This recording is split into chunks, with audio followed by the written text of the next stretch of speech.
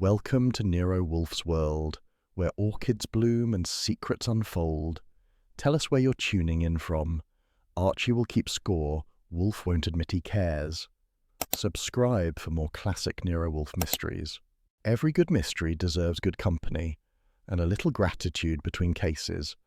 A warm thank you to Norma, our newest patron. Your support keeps the orchids blooming and the mysteries alive. Join the circle of mystery lovers on Patreon. Link in description. Nero Wolfe and the case that cost Cramer everything. The night had the temperament of a tired boxer, sweaty, slow to cool off, and likely to swing at anyone still upright after 11. I was one of the few. The brownstone had settled into its usual post-orchid slumber. Wolfe retired upstairs to digest both dinner and humanity, and I was half-conscious in the office chair with a pulp novel drooping over my chest. The soda on my desk had gone from warm to accusatory, and I was debating whether the effort of standing justified cold ginger ale when the telephone rang twice. Twice, not once. That was the difference between nuisance and necessity. Wolfe had decreed it long ago. 1 ring meant routine, 2 meant urgent business, 3 meant Fritz experimenting with the bell cord again. I lifted the receiver. Nero Wolfe's residence. Night Division, Goodwin speaking. Archie. The voice was rough, sanded down to its last nerve. Cramer here. That straightened me faster than a draft notice. Well, Inspector, this is an honour. If you're calling for a recipe, Fritz is asleep. Can the chatter. I need you. Alone. That last word had more gravel than a construction site. Alone meaning not accompanied by my employer's famous bulk? I said alone. Algonquin Hotel. Corner booth in the grill room. Now. I blinked at the clock. 10:45. Wolfe's rulebook had more entries than the city directory, and one of them was carved in marble. Archie Goodwin does not leave the house after 10 unless carrying a warrant, a retainer, or Wolfe's ashes. Inspector, I said carefully, I'd love to join you for a nightcap, but I make it a rule not to crash policemen's bedtime. This isn't a social call. He hesitated, which was rare enough to make the air prickle. A man's dead. I can't explain on the phone. For God's sake, Goodwin, get down here. He hung up before I could invent an excuse. I sat there staring at the receiver, considering my options. I could wake Wolfe and be treated to a 20-minute sermon on the follies of nocturnal gallivanting. Or I could go, catch whatever storm Cramer was brewing, and bring home something that smelled faintly of fee. Between sermons and storms, I generally prefer weather. I left Wolfe a note on the blotter. Cramer called. Urgent. Algonquin. Don't wait up unless you plan to pay bail. Then I grabbed my hat and shoulder holster and stepped into the Manhattan night. The heat slapped me first. It was one of those August spells where the city smells like it's smoking a cheap cigar. Street lamps wore halos, taxis prowled like yellow sharks, and the air tasted of melted asphalt and ambition. The Algonquin's lobby, with its walnut paneling and threadbare rugs, had the elegance of a dowager counting her pearls. A bellhop dozed by the elevator, dreaming of cooler jobs. I found Cramer in the grill room, hunched over a coffee that looked strong enough to remove fingerprints. He was out of uniform, no tie, collar unbuttoned, cigar stubs smouldering beside the cup. I'd seen Cramer irritated, infuriated, and apoplectic, but never uncertain. Tonight he looked like a man watching the floor give way. Sit down, he muttered. Pleasure's all mine. Though I warn you, if this is a date, I don't dance with men who don't buy dinner. He shot me a glare that could sear steak. I wouldn't ask you here if I had a choice. Compliments like that keep me loyal. He ignored me and rubbed his eyes. You remember Victor Lannery? The accountant who turned choir boy and started singing about city contracts. Sure. Paper said he was the prosecution's pet witness. Yeah, my witness. He paused. He's dead. Room upstairs. I whistled softly. That's one way to end a testimony. Don't start. I put him in that room myself. Personal guarantee of safety. And now the bastard's dead, and half the press corps thinks I arranged it. He shoved the coffee aside. His hands were shaking just enough to betray him. I leaned back, taking him in, the unlit cigar, the grey at his temples, the weight of 20 years on the force pressing down. So, you want me to tell Wolfe you're innocent? I want you to prove it before the mayor skins me alive. I raised an eyebrow. You know the house policy. Wolfe doesn't touch cases with official fingerprints. Conflict of interest. I'm not asking the department's help, his voice cracked. I'm asking yours. That hung between us like smoke. Inspector, I said lightly, if Wolfe knew I was holding conferences with you past bedtime, he'd revoke my lunch privileges. But since you sound like a man about to need friends, start talking. He did, slowly, like each word cost him rank. Lannery had been ready to testify against a cabal of city officials taking kickbacks from construction contracts. The guy was nervous, sure, but he trusted Cramer. The inspector had promised protection. Tonight, housekeeping found him sprawled on the carpet with a bottle of rye and a busted neck. Official line would scream suicide once the papers ran with it. Except you don't buy that, I said. I don't buy coincidence. His door was locked from inside, windows shut, no prints but his. But the briefcase he carried, missing. It had files that could bury half the council. Convenient burial. Yeah. He lit the cigar finally, the flame trembling a little. They'll call it negligence. Say I leaked his location. Say I killed him to cover it. I can't fight City Hall if they make me the story. I studied him. The man looked like every rulebook he'd ever followed had turned to ash overnight. It wasn't pity I felt. It was respect for a bulldog realizing the leash was on the wrong end. All right, I said. Let's assume you didn't strangle your own witness. Why call me and not Wolfe direct? Because Wolfe would hang up. You at least might listen. He wasn't wrong. Wolfe would sooner eat canned soup than volunteer for civic rescue. But he'd also never resist a challenge involving government stupidity. Here's my deal, I said. I'll take a look at the room, see if it sings off key. If there's something worth Wolfe's ear, I'll wake him. If it's just a sad drunk who tripped over democracy, you never saw me. Cramer nodded, relief hidden behind gruffness. Good. Let's go. Hold it, I said. If the hotel's crawling with blue uniforms, they'll love seeing me stroll in at your elbow. Maybe I'll take the scenic route. He smirked faintly, the first sign of life. Fine. I'll stall them at the desk. Room 912.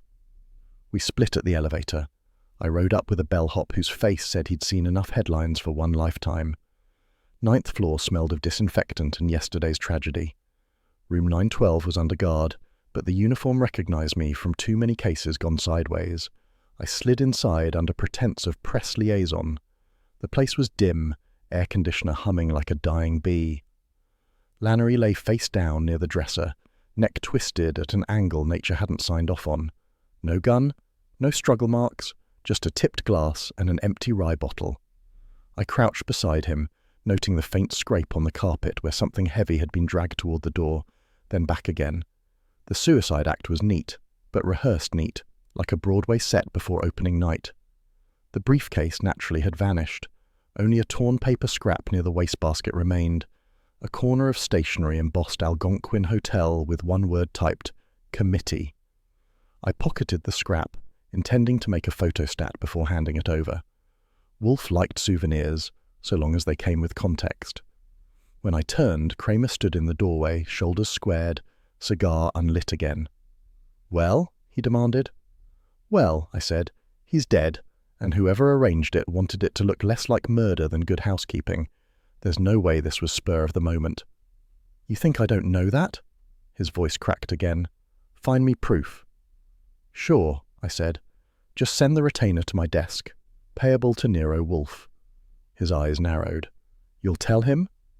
I'll tell him everything except how close you came to crying in public. He might respect you for once. That earned me a growl, but no denial. Back downstairs, we paused by the lobby doors. The night outside had gone heavier, thunder promising mischief over 6th Avenue. Goodwin, Cramer said, almost low. You tell Wolfe I'm clean. I never sold out that man, but I'm running out of ways to prove it. I nodded. Understood. If there's dirt, we'll find whose shoes it's on. Don't worry. Wolfe hates injustice almost as much as early mornings. He exhaled smoke like surrender, then make him listen. I left him there, a lone figure in a fog of bureaucracy and tobacco. The taxi back to West 35th crawled through glistening streets. Manhattan looked like it had been varnished in sin. My brain worked on half a dozen angles, the missing briefcase, the forged neatness, the word committee. It had the smell of politics, which was worse than cordite. By the time I got back to West 35th Street, the city had sweated itself into a stupor. The clock on the brownstone stoop read 1:30 a.m., and even the pavement looked ready to lie down and call it quits. Inside, the air conditioning hummed like a polite butler, and Fritz had left a single lamp burning in the hall, our equivalent of a lighthouse for strays returning from moral fog banks. I didn't expect Wolfe to be awake. The man's nightly schedule could have synchronized a railroad. So when I found the office door open and a faint beam of light grazing the carpet, I knew insomnia had chosen an unlikely victim. He was in his chair, of course, thrown upright, globe at his elbow, half-empty glass of beer sweating on the coaster. His robe was the yellow one, which usually meant reflective irritation. When Wolfe broods, he does it in silk. "You have been out," he said without lifting his head. "Detective work," I replied, "an old-fashioned pastime involving legs." He gave the faintest snort. "At an hour when you are paid to let them rest. Explain." I did. The Algonquin, the dead witness, the word committee, and Cramer looking like the wreck of the Hesperus. I left out nothing except the part about me promising help without authorization, a detail Wolfe could smell anyway. When I finished, he steepled his fingers under his chin and closed his eyes. That was the danger sign, the intellectual equivalent of thunderheads. "Archie," he said at last, "you are aware that I do not accept employment from officials of the law. It is an inviolate principle." "Sure, but Cramer's not exactly the law right now. He's the law's chew toy." Semantics. "Necessity," I countered. "He's in a jam, and whoever killed that accountant made it look like his fault. You always say justice deserves a custodian. Well, he's about to be fired as one." His eyelids flickered open. The brown eyes underneath could have pinned a butterfly. "Pfui! Emotional rhetoric will not sanctify folly. I will not defend an officer of the city against his own house." I shrugged and headed toward the typewriter. "Then I'll tell him we're closed for renovation. Maybe we'll frame the refusal. It'll look nice beside your other trophies." The sarcasm landed. Wolfe exhaled through his nose the way a volcano sighs before deciding whether to erupt. "Your levity is ill-timed." "Maybe, but effective. You've heard me talk this long without demanding silence. That's progress." A pause. Then, with resigned dignity, "Describe his tone." "Desperate but clean. No lies, no bluster. If he's faking, he deserves an Oscar." "Desperation," Wolfe murmured, "is the mother of candor, and often of idiocy. Sit." I sat. Wolfe leaned back, closed his eyes again, and performed one of his internal surveys of humanity's deficiencies. It took 5 minutes, a gulp of beer, and one audible sigh before he said, "I will see him. Noon." "After orchids?" I asked innocently. "Of course, after orchids. I will not have tragedy trespass on Paphia pedulum callosum." "Noted." He reached for the bell cord and tugged. Fritz appeared silently, starched white and sleepy, but ready for orders. "Cold chicken," Wolfe said, "and 1 bottle of the Santenay 37. Fritz blinked at the clock, but retreated without protest. I'd have paid good money for that kind of obedience. While Wolfe waited for sustenance, he gave me my marching orders.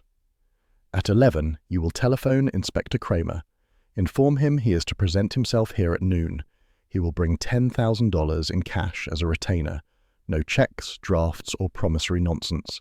If he cannot afford it, he cannot afford me." 10 grand, I whistled. For that, he could buy the whole police band to play his dirge. "The sum is both deterrent and purification," Wolfe said stiffly. "It will discourage trivial gratitude." "Yeah," I said. "It'll also buy us a new beer cooler." Fritz returned with the tray, silver, immaculate, carrying chicken, salad, and the ruby-dark wine. He set it down with the solemnity of communion. Wolfe murmured thanks, which, coming from him, was equal to a bear hug. I watched him tear a piece of bread with fastidious fingers. "You do realize this means taking sides," I said. He chewed, swallowed, and regarded me over the rim of his glass. "Mr. Goodwin, I do not take sides.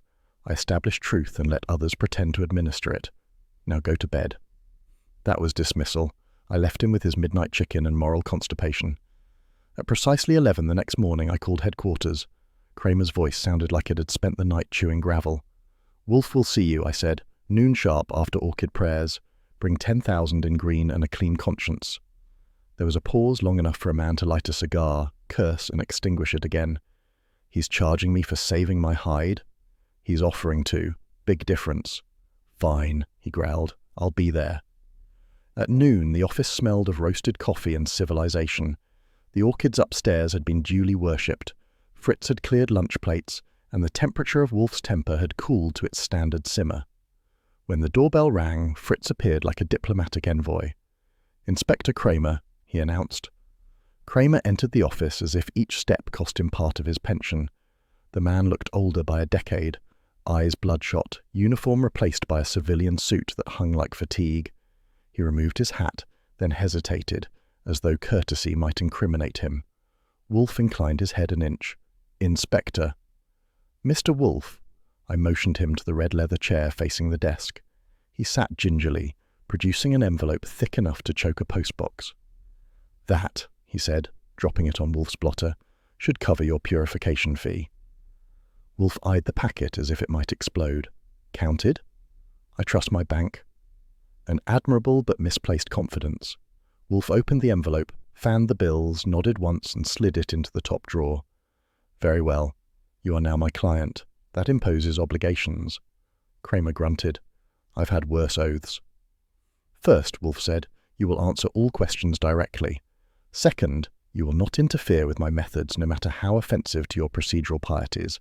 Third, you will provide every document pertaining to the late Mr. Lannery, without omission." "That last part," Cramer said slowly, "might be tricky.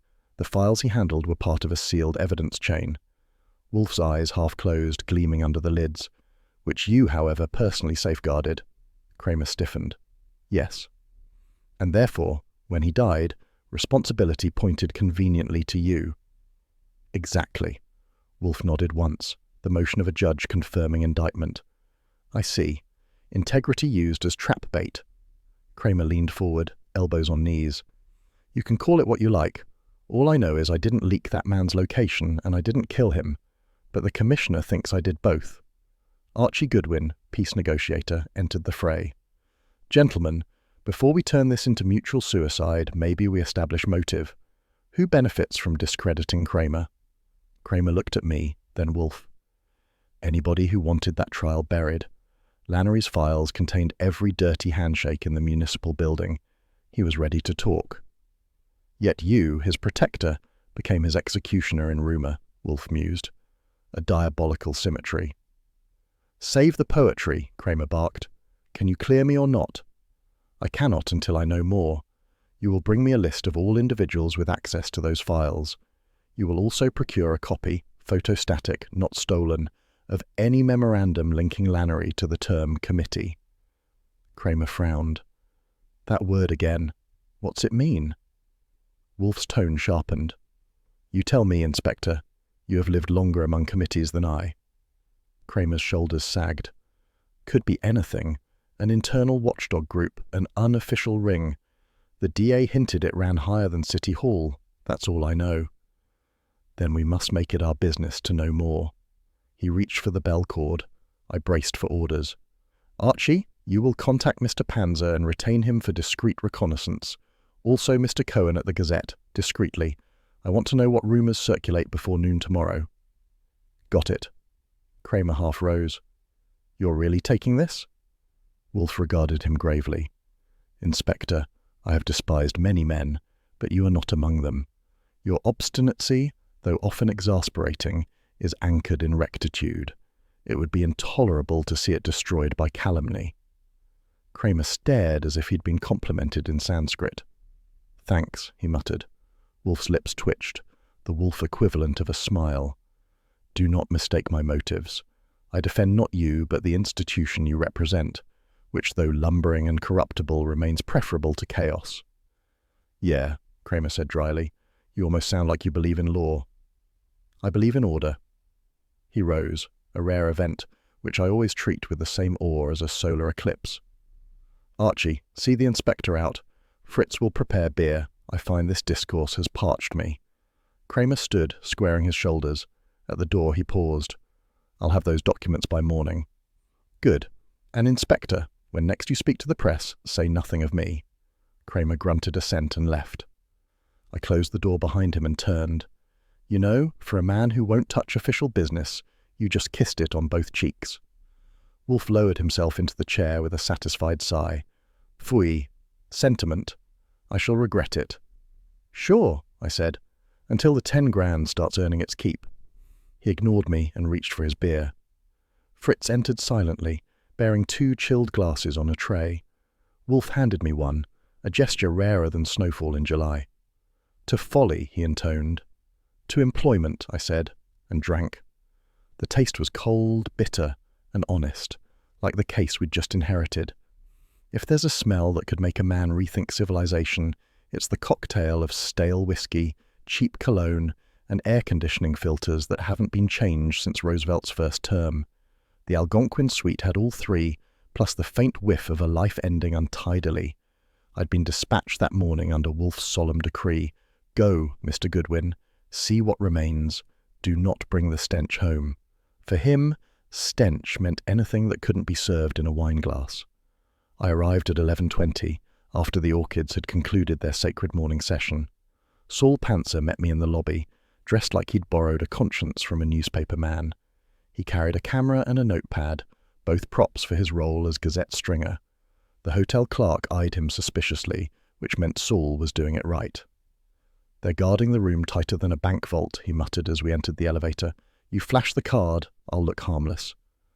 Don't strain yourself, I told him. You were born for it. The 9th floor corridor was carpeted in moral fatigue. A uniformed guard outside 912 recognized me on sight. Wolfe's reputation gets better reception than the radio. I handed over Wolfe's business card, signed on the back like a passport to purgatory, and the man sighed. All right, Goodwin, make it quick.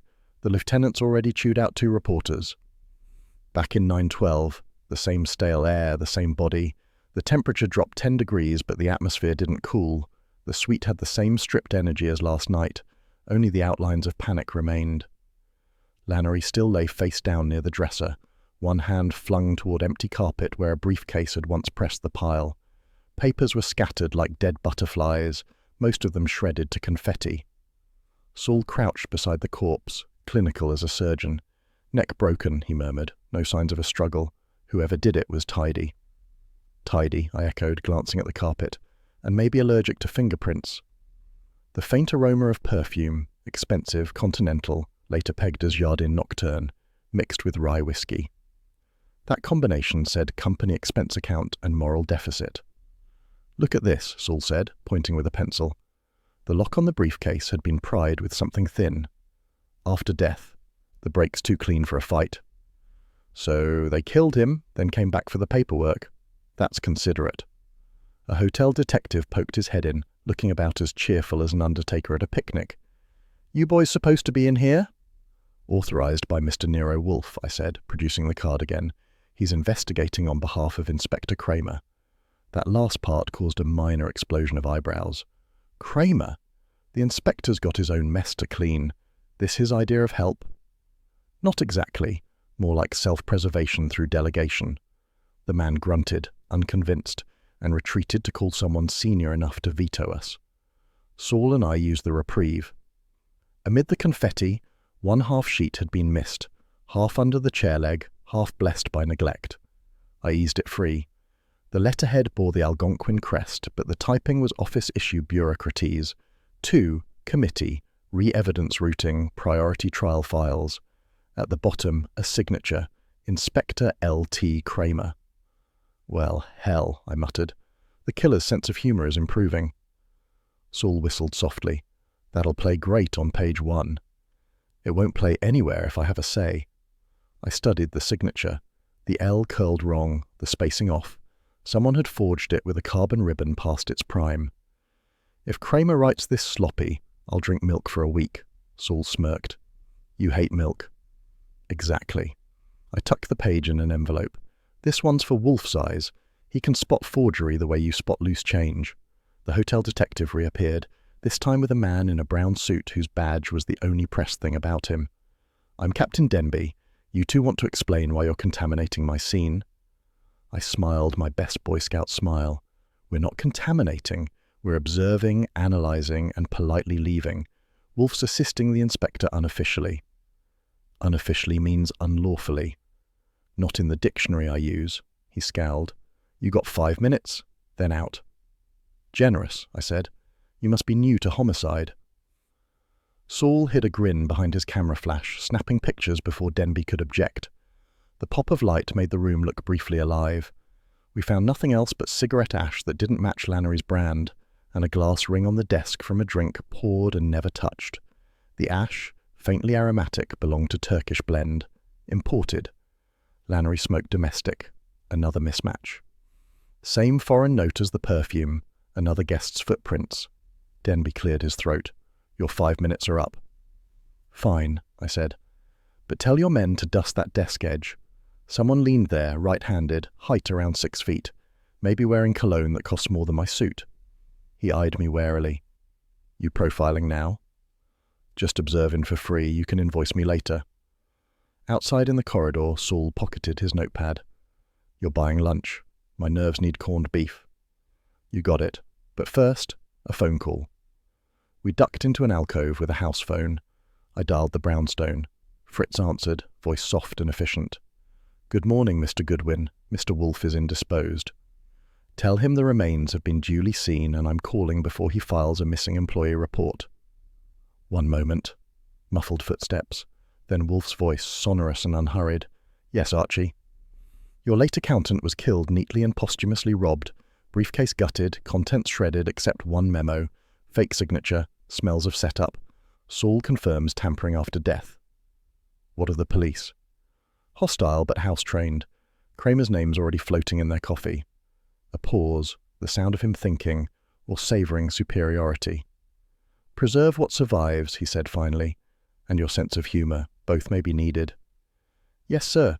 Shall I also preserve lunch for you? Impertinence noted. Click. I hung up. Saul was smirking. He likes you. He likes efficiency. I'm just the delivery system. We headed for the elevator. The ride down was slow enough to age whiskey.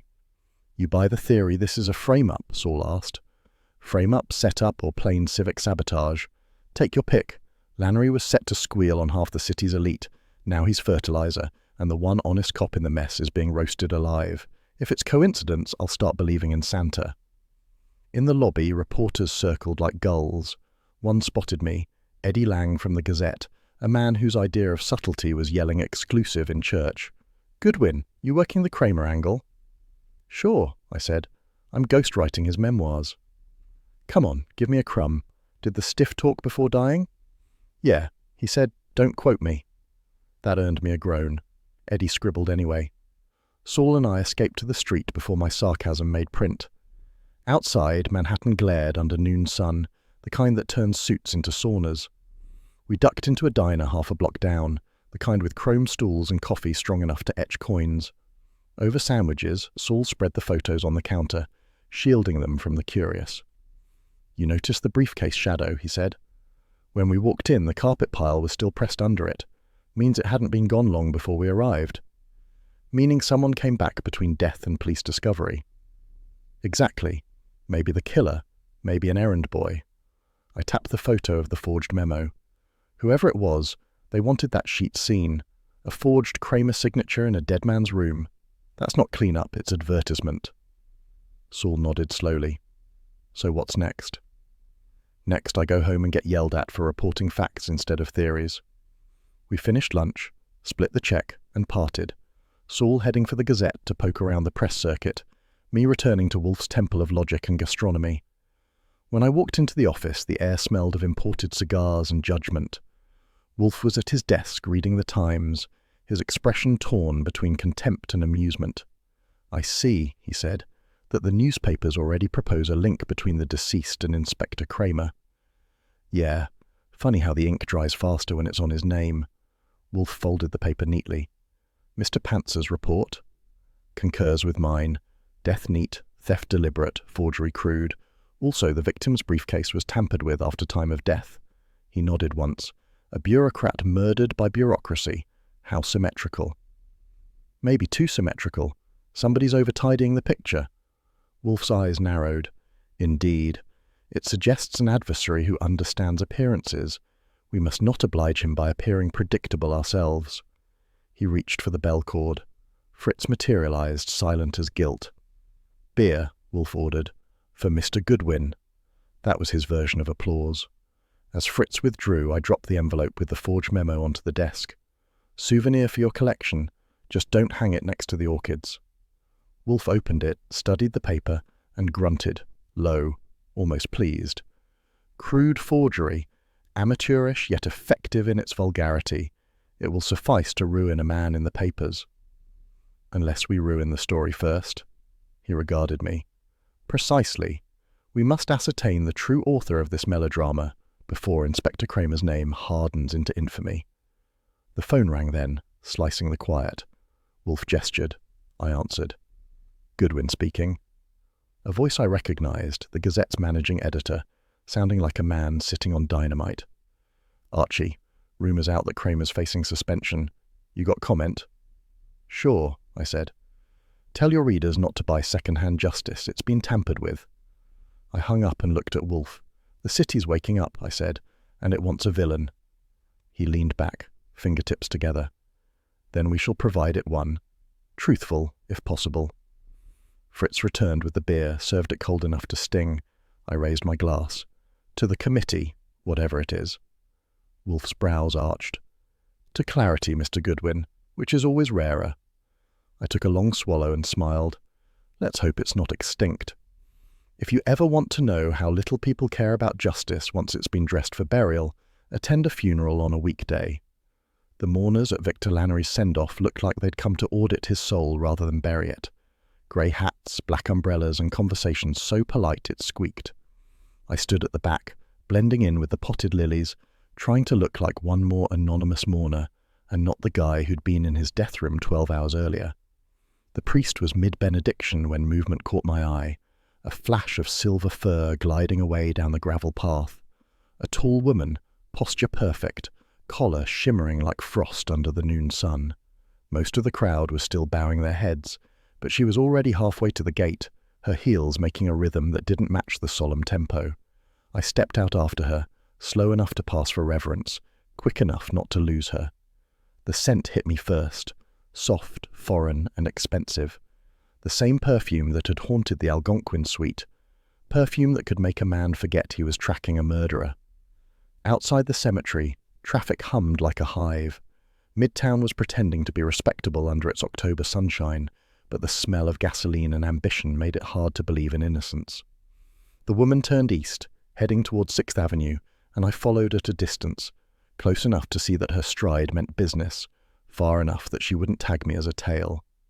She paused once at a corner window to adjust her gloves, giving me a glimpse of profile. Dark hair pinned in a coil, a mouth shaped like confidence trying to disguise nerves. Then she crossed into a limestone building with gold letters over the door. Hollis and Ward, attorneys at law. So much for coincidence. Inside, the lobby was all polished brass and echo. The receptionist looked like she was born filing briefs. I gave her my most harmless grin. "Archie Goodwin," I said. "Checking on an appointment Mrs. Ward mentioned. She said I should stop by before she left for lunch." The receptionist blinked, caught between courtesy and suspicion. "Mrs. Ward isn't—" She didn't finish because the elevator doors opened and the woman herself stepped out. She saw me, hesitated half a second, then smiled the kind of smile society women use when they've been cornered and intend to lose gracefully. "Oh," she said. "Mr. Goodwin, is it? You're with—" "Mr. Nero Wolfe," I supplied smoothly. "I was at the service." Her expression flickered, just long enough for guilt to whisper, then shut up again. "How thoughtful," she said. "Perhaps we should talk somewhere quieter." She led me into a side conference room the size of Wolfe's pantry and twice as chilly. The blinds were half drawn, letting in slats of Manhattan sunlight that looked sharp enough to cut paper. "I didn't expect to see you there," she began, removing her gloves with small, precise motions. "You were a friend of Victor's?" "Professional acquaintance," I said. "We met briefly after he stopped breathing." That earned me a blink. "Then you're—" "A detective. Licensed, observant, occasionally underpaid." Her laugh was small but real. "Then perhaps you can answer my question before I answer yours. Was it painful?" "Only to whoever did it." She looked down, twisting one glove. Victor was trying to be brave. He thought he was cleaning house, but the house was larger than he realized. "Meaning?" meaning he trusted people who belonged to the committee. The word landed like a dropped coin. I kept my face neutral. That's come up before. You wouldn't care to elaborate? Her eyes lifted, cool but restless. I shouldn't have said even that. Please forget it. I'll put it next to my unpaid parking tickets, I said, filed and unforgettable. She smiled faintly, but fear was showing now, thin and bright. Victor shouldn't have called him the fox aloud, she said. He knew better. Who's the fox? She shook her head. That's all. You'll find the rest soon enough, Mr. Goodwin, but be careful. Some predators bite for sport. She slipped past me, perfume trailing like a signed confession, and was gone before I could decide whether to follow or applaud. I stepped out into the hall just as a young man in a pinstripe suit emerged from another office. His tag read Charles Hollis, Jr., and his expression read Trouble Avoided. Looking for Mrs. Ward? He asked politely. Just found her, I said. Impressive firm you've got. Must keep everyone on their toes. He smiled thinly. Law is a profession for predators, Mr. Goodwin. Well, Mr. Goodwin, we prefer to think of ourselves as guardians. Sure, I said, guardians with good teeth. That wiped the smile. I left before he could bite back. Back at the brownstone, Wolfe was in full office bloom, seated behind the desk, fingertips templed, eyes half closed like a sated cat. The orchids had been fed and forgiven for existing. Lunch was over, and he was ready for his daily ration of human irritation. You are late, he observed. I was paying my respects, I said, to the deceased and to a perfume bill that could feed a small nation. He opened his eyes. Perfume. Yeah. Same scent from Lannery's room. I tailed the source, a Mrs. Sylvia Ward, law partner's wife, owner of a fur collar and a guilty conscience. She let drop a name, the Fox. Claims Lannery used it and shouldn't have. I'm guessing it's not a pet. Wolfe's gaze sharpened a fraction.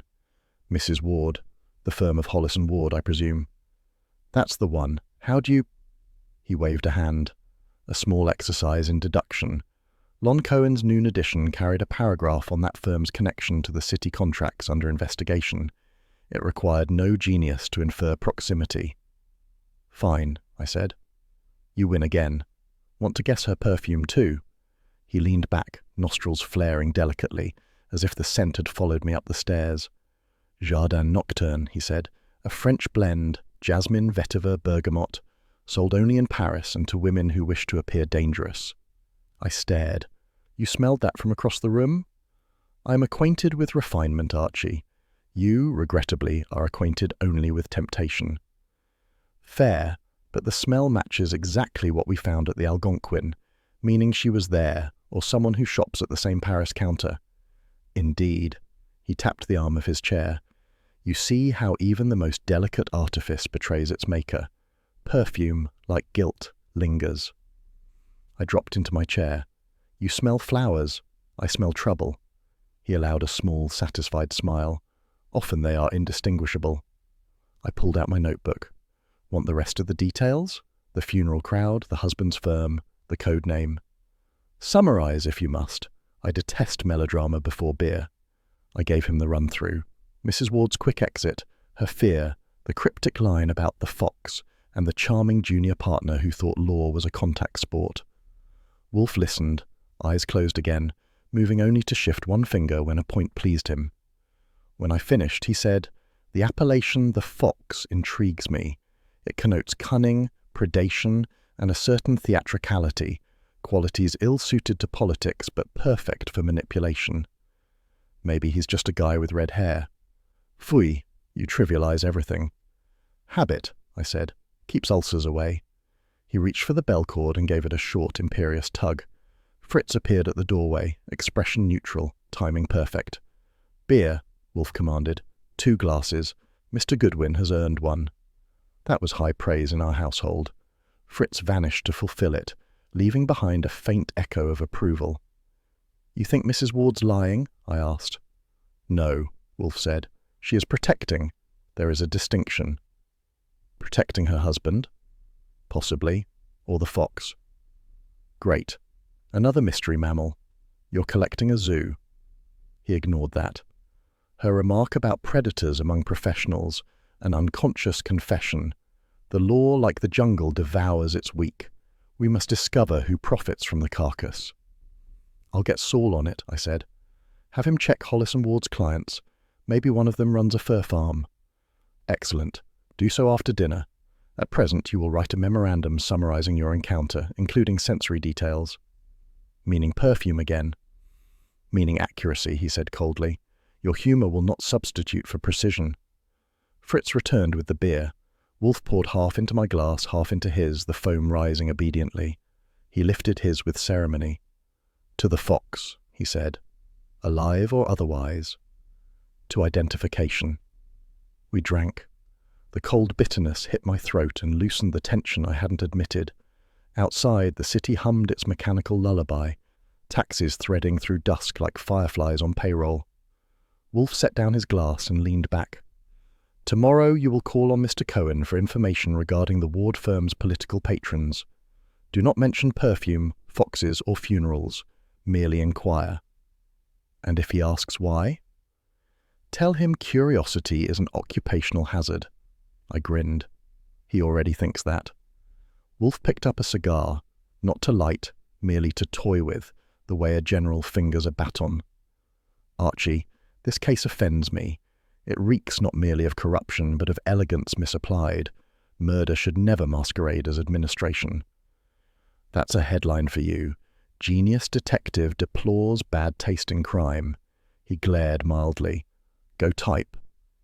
I stood, drained the rest of the beer, and headed for my desk.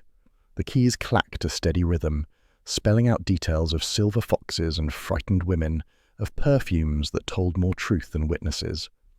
Behind me, Wolfe sat immobile, a mountain in thought, while Fritz's soft footsteps faded toward the kitchen. Outside, a siren wailed somewhere downtown, one more predator answering the city's dinner bell. There's a sound that can stop Fritz dead in his tracks, and it isn't a fire alarm or a stick of dynamite. It's the telephone ringing during lunch. Lunch at the Brownstone is not a meal. It's an event with rules carved deeper than the Ten Commandments. So when the phone dared to ring halfway through veal medallions and 1934 Burgundy, even the orchids upstairs probably blushed.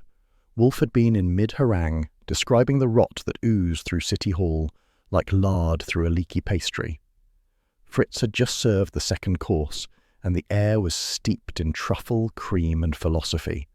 Then the bell rang, loud, insolent, and guaranteed to shorten somebody's life expectancy. I reached for it automatically. Don't, Wolfe growled. His fork hovered like an executioner's axe. If that is Cramer or any other emissary of chaos, he can wait until I have fortified my soul. Could be a wrong number, I suggested. Maybe someone wants to sell us war bonds. It could be a herald of death, he retorted, and still it must wait until I have eaten. The phone rang again. Fritz's eyes flicked to me, then to Wolfe, the eternal domestic standoff. Go, Wolfe said finally, his voice resigned. But for heaven's sake, keep it brief. I took the receiver in the office alcove. Nero Wolfe's residence, Archie Goodwin presiding. Goodwin, came the voice, raw and scraped thin. Cramer, put him on. Inspector, I said, do you know what hour it is? Lunch, I know. You think I'd call unless it mattered? That tone didn't need explanation. I covered the receiver and looked at Wolfe. It's Cramer. Says it matters. Wolfe's jaw tightened. He set down his fork as if sacrificing a loved one. Bring it here. I handed him the phone, half expecting him to curse the instrument. Instead, he spoke evenly. Yes, Inspector. From where I stood, I could hear only one side, but Wolfe's face told the story. His eyes narrowed, the lips thinned, and then the colour drained, leaving him pale as the tablecloth. Suspended, he said after a long silence. By whose authority? A pause. I see. Then you will not resign. No, you will endure. You are not dismissed yet, Inspector. He replaced the receiver carefully. Not slammed, not dropped, just placed like a man closing a coffin. Fritz, who had retreated to the doorway in polite horror, asked softly, Bad news, sir? Abominable, Wolfe murmured. The Commissioner has suspended Inspector Cramer pending inquiry into his alleged negligence. I whistled. They've turned the hounds on their own. Phooey, Wolfe said, though without venom. It is predictable. The man stood between corruption and exposure. He has been pushed aside. He stared at his plate but didn't touch the food. That alone was enough to earn a spot in the record books. I slid into my chair. So, boss, what's our next move? Start a picket line? Paint signs? Reinstate Cramer, or else? Wolfe shot me a glance sharp enough to slice veal. Flippancy ill becomes tragedy, Archie. Maybe, but it's cheaper than bourbon.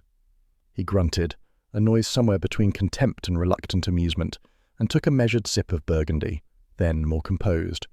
You will telephone Mr. Cohen at the Gazette, ascertain the press temperature, whether the city bleeds sympathy or ridicule. I must know which wind to face. Got it, I said. And Saul? Dispatch him to the docks. The perfume, Jardin Nocturne, is imported from France. Have him examine import logs, shipments within the past 6 months, destinations, distributors. Somewhere in that perfume's passage lies a clue. Right. Perfume, press, politics, the Holy Trinity. He ignored me, focusing again on his plate.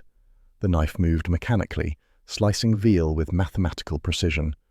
Watching Wolfe eat under stress is like watching a bishop play poker. Disciplined, but you can feel the prayer underneath. After a minute, he spoke again, quieter. Cramer is the city's conscience, Archie. A battered one, but still beating. His removal will embolden the jackals. I'll take that as permission to bite back, I said. Moderately, Wolfe warned. We are not crusaders. We are tacticians. I nodded. Understood, but tacticians still carry ammo. He finished his wine, then looked up at Fritz. You may clear the table.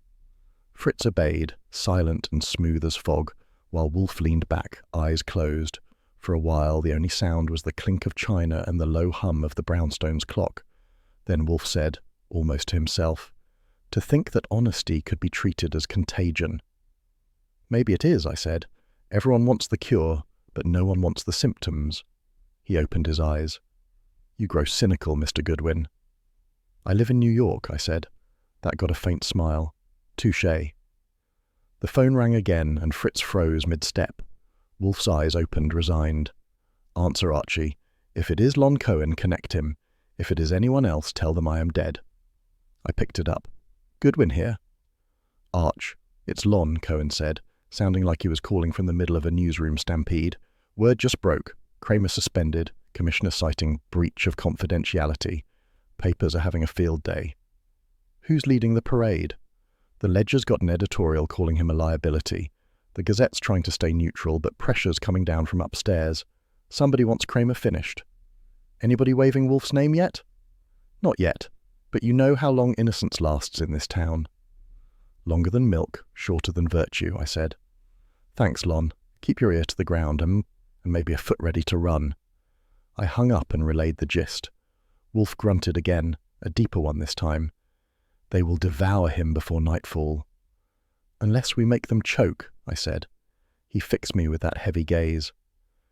Archie, you must not mistake sentiment for strategy. We will defend him by facts, not fury. Sure, I said, but fury's better for headlines. He waved a hand, his version of rolling eyes. Enough. Bring the notebook. We shall delineate what is known. I fetched the leather-bound pad. Wolfe dictated slowly, precise as a surgeon. Item 1. Victor Lannery, deceased accountant and government witness. Item 2. Forged memorandum implicating Inspector Cramer. Item 3. Mrs. Sylvia Ward, connection uncertain but significant. Item 4. Perfume, Jardin Nocturne, source to be traced. Item 5. Political motive, suppression of evidence. He paused. Now add Item 6. Integrity as liability. I wrote it down, then said, that last one's poetic. You planning to publish? Phooey, he frowned. I'm chronicling the disease before attempting the cure. We worked another half-hour in silence, building a skeleton of logic on paper, while outside the city kept its noise at a respectful distance. When we finished, Wolfe folded his hands. That will suffice. Now I must think. He closed his eyes again, a statue in mid-breath. I took the opportunity to light a cigarette, gently, because Wolfe hates smoke near his orchids, even vicariously. 5 minutes later, the phone rang once more. Wolfe opened his eyes but didn't move. Answer, Archie. My tolerance for interruption has expired. I picked it up. Goodwin speaking. It was Cramer again, voice raw from fighting too many enemies and too few friends. "Goodwin, he really said it? You are not dismissed yet." "He said it," I told him, "straight from the wolf's mouth." There was a pause. Tell him thanks, and tell him I'll wait." "You do that, Inspector. Just don't wait too far from a phone." When I hung up, Wolfe asked quietly, "Well?" "He says thanks, and he's holding the line." Wolfe nodded once. "Good. The man still possesses dignity, even if the city does not." He reached for the bell cord. "Fritz, beer." When Fritz appeared, Wolfe looked at me over the rim of his glass. "You will never repeat this, Archie, but I find myself sympathetic." "Don't worry," I said. "Your reputation for cruelty is safe with me." He almost smiled. "Then we are agreed. To work." The clock struck 2. Lunch had turned to strategy, Burgundy to resolve. Outside, Manhattan's corrupt heart kept beating, but inside the brownstone, Wolfe's intellect was sharpening its knife. The first thing you notice about a man like Eldon Varrell is that he makes his living in the shadows, but buys his furniture in the sunlight. His penthouse on 55th was the kind of place where glass, chrome, and confidence met for cocktails. There were rugs thick enough to hide a conscience, and a panoramic view of Midtown that suggested God himself might have consulted Varrell before laying out Manhattan. The doorman gave me the once-over that said private detectives weren't his usual clientele. I smiled pleasantly and told him I was expected, which was true, though Varrell didn't know it yet. Inside, the elevator opened into a marble vestibule. A voice, male, smooth as butter and twice as oily, called from within, "Come in, Mr. Goodwin. I've been told to expect a visitor from Mr. Wolfe." That got my eyebrows climbing. Either he had a mole in the brownstone or he had guessed, and I wasn't sure which was worse. Eldon Varrell stood near a bar cart, one hand on a decanter, the other cradling a cigar the size of a truncheon. He was in his 50s, greying at the temples, wearing a double-breasted pinstripe that could have paid my rent for a year. The smile he offered was well-rehearsed, the kind that came with a bill attached. "Archie Goodwin," I said, stepping in. "You seem well-informed, Mr. Varrell." He laughed, a sound like corks popping. "My business, Mr. Goodwin, is to stay informed. Won't you have a drink? Bourbon? Scotch? Influence?" "I'll stick with the atmosphere," I said. "It's intoxicating enough." He chuckled and waved his cigar, the tip glowing like a small warning light. "So, Nero Wolfe sends his right arm to visit the great villain of the press, does he? What's the charge? Influence peddling? Murder? Or are you merely selling absolution today?" "That depends on the price," I said. "And the guilt." He laughed again, this time showing teeth. "Then we're both in business." I took a seat on a leather chair that could have swallowed a smaller man. Varrell watched me, head cocked, weighing the best way to play me. "You knew Victor Lannery," I said. He exhaled smoke toward the ceiling. "I know many men, Mr. Goodwin, some alive, some dead. The dead tend to be quieter." "Lannery wasn't quiet when he died," I said. "He was carrying documents on corruption cases you had your fingers in." He smiled as if I'd complimented his manicure. "You must have me confused with a politician. I only pay them." "Then maybe you can explain why your name turned up in his notes." That made the cigar pause halfway to his lips. Just a flicker, but enough. He recovered fast. "Notes are unreliable things, especially those written by nervous accountants. I never met the man." "Funny," I said. "His widow swears otherwise." He leaned forward slightly, eyes glinting. "Mr. Goodwin, I think you came here under a misunderstanding. You're not from the Gazette, are you?" "Nope." He smiled wider, but the edges were brittle. "Then you're freelance, independent, a man open to negotiation." "Keep talking." He gestured toward the bar. "Say, $1,000 to forget my name. 5 to forget you ever saw me. That's fair market value for your type of discretion." I gave him my friendliest grin. "I'm flattered, but extortion's above my pay grade." "Then you're here to shake me down on someone else's behalf," he said. "Tell me, does Wolfe take payment in cash or influence?" "Wolfe takes payment in currency that doesn't smell of smoke," I said. "Try the Treasury Department." He laughed again, but it didn't reach his eyes this time. He set the cigar down carefully in the ashtray, as if afraid it might explode. "Let me give you some advice, Mr. Goodwin," he said. "There are forces in this city that even your employer should think twice about disturbing. Lannery forgot that. It cost him. You might want to remember it." That a warning or a compliment? He smiled thinly. Whichever gets you out faster. That's when the office door opened and in stepped Mrs. Sylvia Ward, wearing a pale blue dress that looked more expensive than honesty. The silver fox collar was gone, replaced by pearls that glowed modestly, if pearls could ever be modest. "Eldon," she said, her tone too controlled, "the Commissioner's office just telephoned. They want your statement by tomorrow." He turned toward her, irritation flashing across his face before smoothing out. "Of course they do. Thank you, Sylvia. I'll handle it." Her gaze flicked to me, sharp and startled. "Mr. Goodwin." "We've met," I said pleasantly, "at less comfortable venues." She looked at Varel, who was already turning back toward me. "We're finished, Mrs. Ward," he said, a dismissal in silk. She hesitated, then closed the door behind her. I took my time lighting a cigarette, giving him space to explain why the woman I'd tailed from a funeral was now fetching his phone messages. "Small world," I said. "Or do you just have a corner on grief-stricken widows' sisters?" His tone cooled a degree.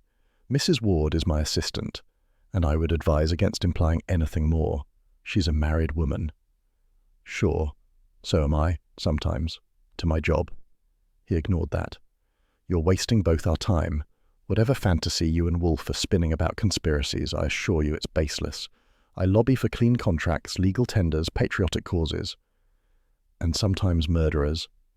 That got me the look I'd been waiting for, not anger, but calculation. He leaned back, exhaled smoke, and said softly, "If you're trying to provoke me, Mr. Goodwin, I commend your nerve, but you might be playing in a field sown with traps." "Maybe," I said, "but I brought my own shovel." He gave a short laugh. "Then dig carefully." I stood up. "I'll be sure to watch where I bury my dead ends." As I reached for the doorknob, something shiny on his desk caught my eye. A matchbook, black and gold, stamped with the name The Four Lanterns Club. I palmed it as smoothly as Fritz handles silverware. "Nice decor," I said. "Expensive taste runs in your crowd." He didn't miss the sarcasm. "I cultivate excellence," he said. "Yeah," I said, "and prune the rest." I left him smiling, the kind of smile that's only skin deep, because underneath, something's starting to bite. Back at the brownstone, the air smelled of wisdom and beer. Wolfe was at his desk, dictating notes to himself, in a tone that made them sound like holy scripture. I tossed my notebook onto the blotter and sat down. "He's slick," I said. "The kind of man who'd lie even if you asked him the time, but he'd do it politely." Wolfe looked up. "Mr. Varel." "Yep, cigar the size of a lamppost, office with a view of heaven, and manners greased with money." He denied knowing Lannery, but slipped when I mentioned Cramer. And guess who walked in halfway through our chat? He didn't guess. He knew. Mrs. Ward. "You're slipping, boss," I said. "You didn't even pretend to think about it." He smiled faintly. "Her perfume arrived 5 minutes before you did. Jardin Nocturne. And the telephone call from the Commissioner's secretary corroborates her presence. You see, Mr. Goodwin, I think while you travel." "Yeah," I said. "I noticed you burn fewer calories that way." He ignored the jab and extended his hand. "Your souvenirs." I passed him the matchbook. He turned it over with a delicate finger, reading aloud. "The Four Lanterns Club. A den of political dissipation on 48th Street. The name appears often in the Gazette's crime reports, always in the fine print." Varel had it sitting right out. Either he's sloppy or showing off. "Neither," Wolfe said. "He is baiting us. The fox enjoys letting the hounds scent him before disappearing into the burrow." "Cute. So what's the next move? Smoke him out?" Wolfe leaned back, eyes half closed. "Not yet. The fox, Mr. Goodwin, is most dangerous when cornered. He must be coaxed into overconfidence. You will dine there tonight, the Four Lanterns Club. Observe without being observed. Perhaps take Mr. Pantzer for company." "Sure," I said. "We'll order the Democracy Special. 1 vote, medium rare." He frowned, but there was the ghost of amusement in it. "You will behave. If you are discovered, deny everything, even your existence." "That's easy. Half the city already does." Fritz appeared in the doorway, carrying the afternoon coffee tray. Wolfe took his cup with a nod, then gestured toward me. "Bring Mr. Goodwin a soda. He has earned hydration, if not enlightenment." "Hydration I'll take," I said. Fritz departed, and Wolfe turned his gaze back to the matchbook, tapping it thoughtfully. "A fox indeed," he murmured, "and cornered beasts bite." Thanks for the pep talk, I said. I'll keep my legs moving. Do, and your eyes. I rose to go, pocketing my hat. If I don't come back, tell Cramer he still owes me dinner. Wolfe grunted. If you do not come back, Mr. Goodwin, Inspector Cramer will owe me an apology. That, in Wolfe's language, was affection. I tipped my hat, grinning. Noted. I'll bring you a menu, assuming the fox hasn't eaten the staff. He closed his eyes again, serene as a Buddha with a bad temper. Pfui, he said softly. Go, Archie. Go and tread carefully in his den. The morning didn't break. It sagged like an overworked lawyer's suit. I was at my desk at 9:58, coaxing the typewriter to summarize yesterday's chaos when the phone rang once, polite, cautious, then twice. That second ring meant Saul Panzer. Goodwin, I said. It's me, Saul's voice came back, flat and metallic. Report. 4 Lanterns Club, back alley. Tell me it's the soup special. Varel, he said. Shot in his car. 10 minutes before I got here. 1 bullet straight through, cops already sniffing around. The typewriter keys froze mid-word. You're sure it's him? Wallet, face, license plate, and 3 witnesses calling him Mr. V. He's not answering anymore. The clock ticked twice like it wanted to join the conversation. Stay put, You'll do nothing that lands you in cuffs, Saul said. They're already whispering Cramer's name. On what grounds? Fantasy, but the kind that smells like fact when the city needs a scapegoat. His tone dropped a notch. And Goodwin, there's talk about a service revolver. Whose? Guess. That gave my stomach a small opinion. Thanks, Saul. Keep your shadow long. I hung up. The office felt smaller, like the air had decided to mind its own business. The door to the hall was shut, meaning Wolfe was with his orchids, insulated from sin and telephone bills. Orchid hours, 9 to 11. Perfect. I typed a quick note, clipped it to the daily file, and left it on his blotter, aligned to the millimeter. Wolfe liked facts arranged like gentlemen at the club, upright, clean, and deferential.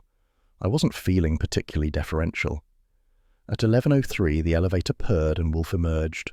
Slow, deliberate, massive. He adjusted the blinds, sat, and looked at me as if the morning had personally offended him. Report. Saul just phoned. The alley behind the 4 Lanterns has a new centerpiece. Eldon Varel, shot once, professionally. 10 minutes before Saul got there. Wolfe's brows made a small frown, like 2 diplomats preparing to argue. Ha! Police all over it. Words already twisting Cramer into the story. Of course, he said mildly. Slay the fox, blame the hound. It satisfies the henhouse. Nice proverb, I said. You're forbidding me a visit to homicide, I take it? He opened his eyes wider. I am forbidding you to be caged by association. They would love to keep you for sport. I require your tongue unextorted. That's touching, I said, though I assume it's on loan. He ignored that. Call Mr. Cohen. I wish to know the headline before it is printed. I dialed Lon Cohen. The Gazette newsroom sounded like a stampede of typewriters. Arch, you're late, Lon said. We've got Varel on page 1, Cramer in the subhead. Avenger or accomplice. The ledger's running Cramer's vengeance. The commissioner's office is clamming up. Tell them to unclench, I said. Time of death? About 9:45. Found at 10. Pants are close enough to smell the cordite. He's got better taste. Fine. And Wolfe? At peace with humanity, I said. For now. I hung up. Wolfe's face hadn't changed. The man could have been carved from worry and walnut. We move, he said, from malice to tragedy. Remove the lobbyist, accuse the honest cop. A plot fit for our municipal theatre. Operetta sells tickets, I said. Pfui. The clock slid toward 1 o'clock. Fritz appeared at the door, as solemn as a diplomat walking into a riot. Lunch? He said softly, as if apologizing for the word. We ate veal with sage and potatoes roasted to civility. Neither of us spoke. When the phone rang at 1:12, Wolfe merely raised a finger. Permission. Goodwin. This is Pearlie, said a voice that sounded like it had been rolled in gravel. Meet me. That's vague, Pearlie. Diner on 10th and 49th, back booth, half an hour. No Wolfe. I'm rarely parted from him except by good manners, I said. But I'll come. I hung up. Wolfe's eyebrow lifted an inch. You intend to disobey. I intend to hydrate. You banned headquarters. You didn't ban coffee. Behind the glare was something almost like affection. "Take care. Mr. Stebbins has the morals of a bulldog and the delicacy of a sledgehammer. If he tries to sandpaper you, leave. If he tries to polish me, I'll charge extra." At 1:42, I slid into the back booth of a diner where the air smelled of bacon grease and regret. Pearly Stebbins filled the opposite seat like a truck in park. He didn't remove his hat. He didn't remove his suspicion either. "Order?" I asked. "Coffee." "Daring," he grunted. "Got 10 minutes before they need me back with the blood. You were sniffing around Varel last night." "News travels fast." "I want the truth, Goodwin." "That's new," I said. His stare could have flattened a stool pigeon. "The inspector's gun is missing." The spoon froze halfway to the cup. "Meaning his service revolver." "Yeah. It didn't walk off by itself. Could be borrowed. Could be planted. Word from ballistics. 38 department issue. That's the gun that took Varel's ticket." I let the silence weigh itself. That's one souvenir I'd rather he hadn't kept. Pearlie's mouth twitched. "Cramer's suspended. They're turning him into a headline. Good copy for the papers. He's clean, but the brass need a poster boy for sin." "Cramer's human," I said. "That's the part the posters forget. They'll drag Wolfe and you in next. Nice at first, then mean. Tell him to keep his mouth shut until he's got dynamite. Message received." He drained his cup. "Stay clear of headquarters. They've got cages." "Thanks. I like my freedom toasted and buttered." He left me with the bill, the smell of scorched coffee and the sense that the city was rolling downhill. By 3, I was back at the brownstone. Wolfe listened without interruption, which for him counted as panic. When I got to the missing revolver, he grimaced, the way he does when Fritz oversalts the eggs. "That is the tidiest calumny I've seen this year," he said. "It appeals to the ignorant and protects the corrupt. We must amputate it quickly." "I'd rather amputate whoever planted it." "Your zeal would do you harm," he said dryly. "Sit. We shall think." Thinking with Wolfe is like standing beside a thunderstorm that hasn't decided where to strike. At 4:01 the phone rang. Fritz appeared, but Wolfe lifted a hand. Orchid hours. The temple was closed to the profane. At 5:52, Wolfe descended from the plant rooms, serene and terrible. He rang for beer. "You are rattled," he said, passing me a glass. "No, just conducting electricity." He eyed me. "You saw Varel alive last night. He is dead today. That disturbs you." "Sure," I said. "It's bad manners." "This will worsen. They will want your notes, mine, even Fritz's recipes. They will wish to provoke us into indignant noise. We will oblige them in nothing." I nodded. "Stebbins said don't poke until we can punch." "Mr. Stebbins, for once, speaks sense." He took a long drink. "Tell Saul to burrow deeper. The club, the staff, the clientele, and every name, Archie. This fox died for a reason." "I'll call him." The city's night sounds crept through the windows. Sirens, horns, the occasional bark of commerce. Inside, the brownstone hummed with quiet control. At 8:03, the radio spat headlines. "Lobbyist slain outside Midtown Club. Police investigating Inspector Cramer connection." The announcer's voice oozed solemn sympathy, the kind that sells morning papers. I turned the knob off. Wolfe didn't look up. He was reading a transcript, lips moving faintly, as if reciting a prayer to logic. Then the doorbell rang. Fritz appeared, tight-lipped. "Inspector Cramer," he said. Wolfe didn't sigh. He inhaled resolve. "Send him in." Cramer entered like a man walking through mud. His coat hung crooked, his face grey. The cigar between his fingers was unlit, as though even flame had deserted him. He sat hard. "Wolfe." "Inspector," Wolfe said, voice low and formal. "You are welcome." Cramer's laugh was short and cracked. "That's more than I get from my own office." He rubbed his eyes. "You heard about my gun?" "I have." "I didn't take it. I didn't lose it. I sure as hell didn't use it on Varel." "I know," Wolfe said. That made Cramer look up. "You know?" "I do. You are a man of temper, not treachery. Whoever did this has used your integrity as the weapon." Cramer leaned back, shaking his head. "You've got words, Wolfe. I've got handcuffs waiting." "Endure them," Wolfe said softly. "Do not resign. You are not dismissed." That hit home. His mouth twitched, but his voice stayed rough. "What do you need from me?" Silence, Wolfe said, and faith. Cramer stood, jaw set. You'll have one. The other's gone cheap lately. He looked at me. Goodwin, you saw Varrel? Last night, alive and smug. He nodded once like that was all the proof he needed of life's cruelty. All right, Wolfe, I'll wait for your report. He left without looking back. The front door closed and the brownstone exhaled. Wolfe's gaze stayed on the empty space he'd left behind. A proud man undone by decency, he murmured. A dangerous thing to be in this city. Decent or proud, I asked. Both, he said. Tomorrow at 11, call Panzer. At noon, Cohen. At 1, lunch. At 2, we offend someone deserving. Do I pencil in getting arrested? Pfui. If you are arrested, it will be my fault, and I do not allow that. That was Wolfe's version of affection, iron wrapped in velvet. I turned off the lamp, letting the office fall into soft shadow. The city outside muttered in headlines. Inside, the silence held its breath. The phone rang once, sharp, clean, final, like a bullet finding its mark. There are only 3 places in Manhattan where you can forget the city exists. Central Park at dawn, the upper deck of a Staten Island ferry at night, and Nero Wolfe's orchid rooms any time between 4 and 6. That afternoon, the brownstone might as well have been on another planet. Outside, Cramer's name was in every headline and half the gossip. But up here, under the diffused warmth of the grow lamps, the world had narrowed to rows of glass pots and the low hum of life, too delicate for politics. Wolfe stood before a bank of Paphiopedilum insigne, inspecting one blossom the way a judge studies a confession. His fingers were steady, reverent. You'd think the plant might faint from the attention. I leaned on the door jamb, keeping my voice out of the air. When Wolfe was tending orchids, you didn't talk. You waited for the sermon. After about 5 minutes, he said, almost to himself, Archie, there are few sanctuaries left in this benighted city. I cling to mine with both hands. I noticed, I said.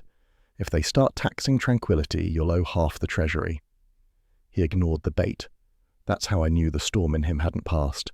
When Wolfe gets truly angry, his humour hibernates. He lifted a blossom gently, turning it toward the light. Observe, Archie. Paphiopedilum insigne, endemic to the Khasi hills of India. Subtle veining, restrained colour, beauty that refuses vulgar exhibition. Meaning it wouldn't last 10 minutes at the Four Lanterns Club, I said. He gave a faint grunt. Quite. There was a pause filled only by the ticking of a humidity gauge. Wolfe adjusted a leaf, then leaned closer, inhaling its faint scent. Loyalty, he said quietly, is the only virtue that cannot be legislated. You may demand obedience, purchase allegiance, or coerce silence, but loyalty, true loyalty, must be offered freely, or it ceases to exist. I straightened a little. You're talking about Cramer. He didn't look up. I am speaking of civilization. Inspector Cramer is merely one of its most battered foot soldiers. I'll bet he'd prefer a promotion. Wolfe's mouth twitched, the ghost of a smile, gone as fast as it came. Do not mock him. The man stands for order, and order is the only soil in which reason grows. Without it, this city becomes a jungle, full of foxes, no orchids. I let that sit. The air was warm, thick with the smell of moss and patience.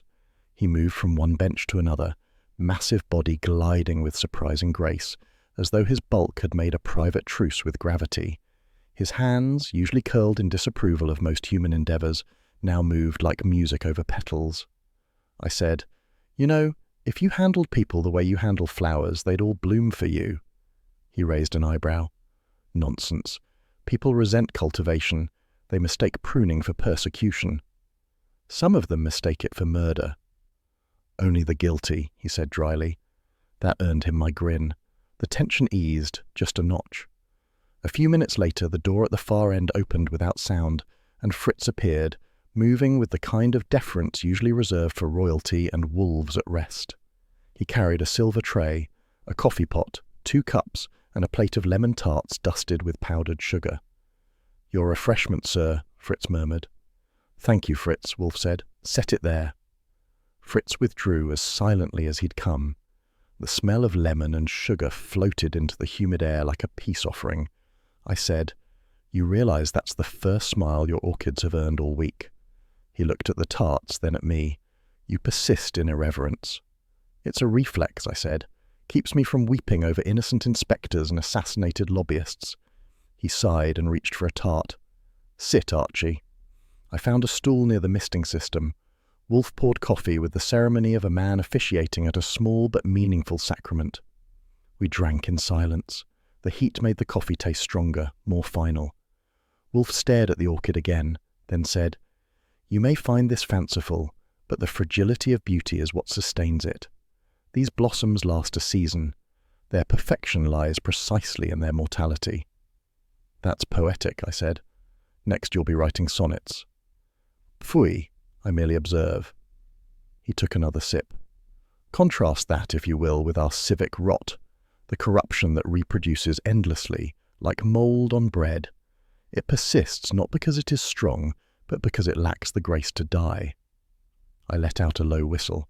"You should print that in the Gazette. It might even get Lon Cohen to stop writing headlines about Cramer's downfall." "That imbecilic press will tire soon enough," Wolfe said. "Scandal is a glutton that eats its own young. Meanwhile, our duty is clear." I raised an eyebrow.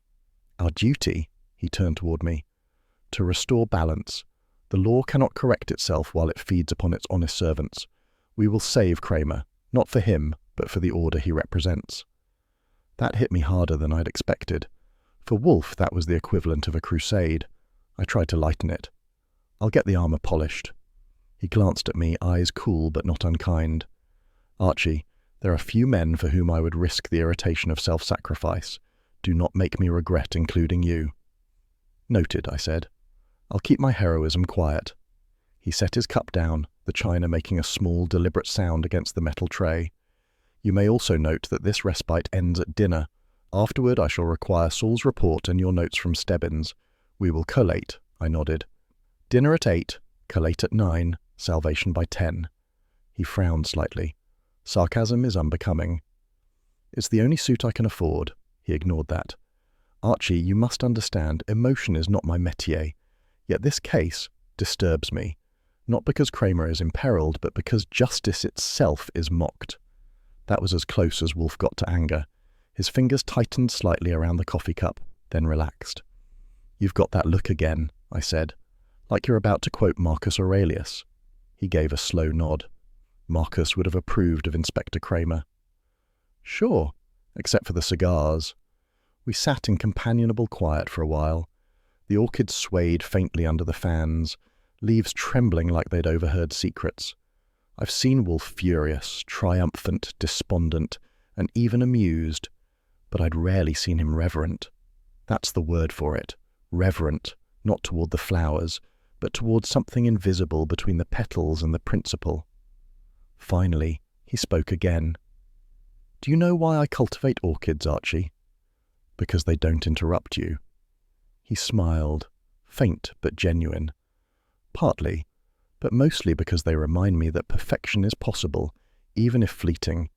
It is a comfort to know that somewhere, even in this city, form can follow truth."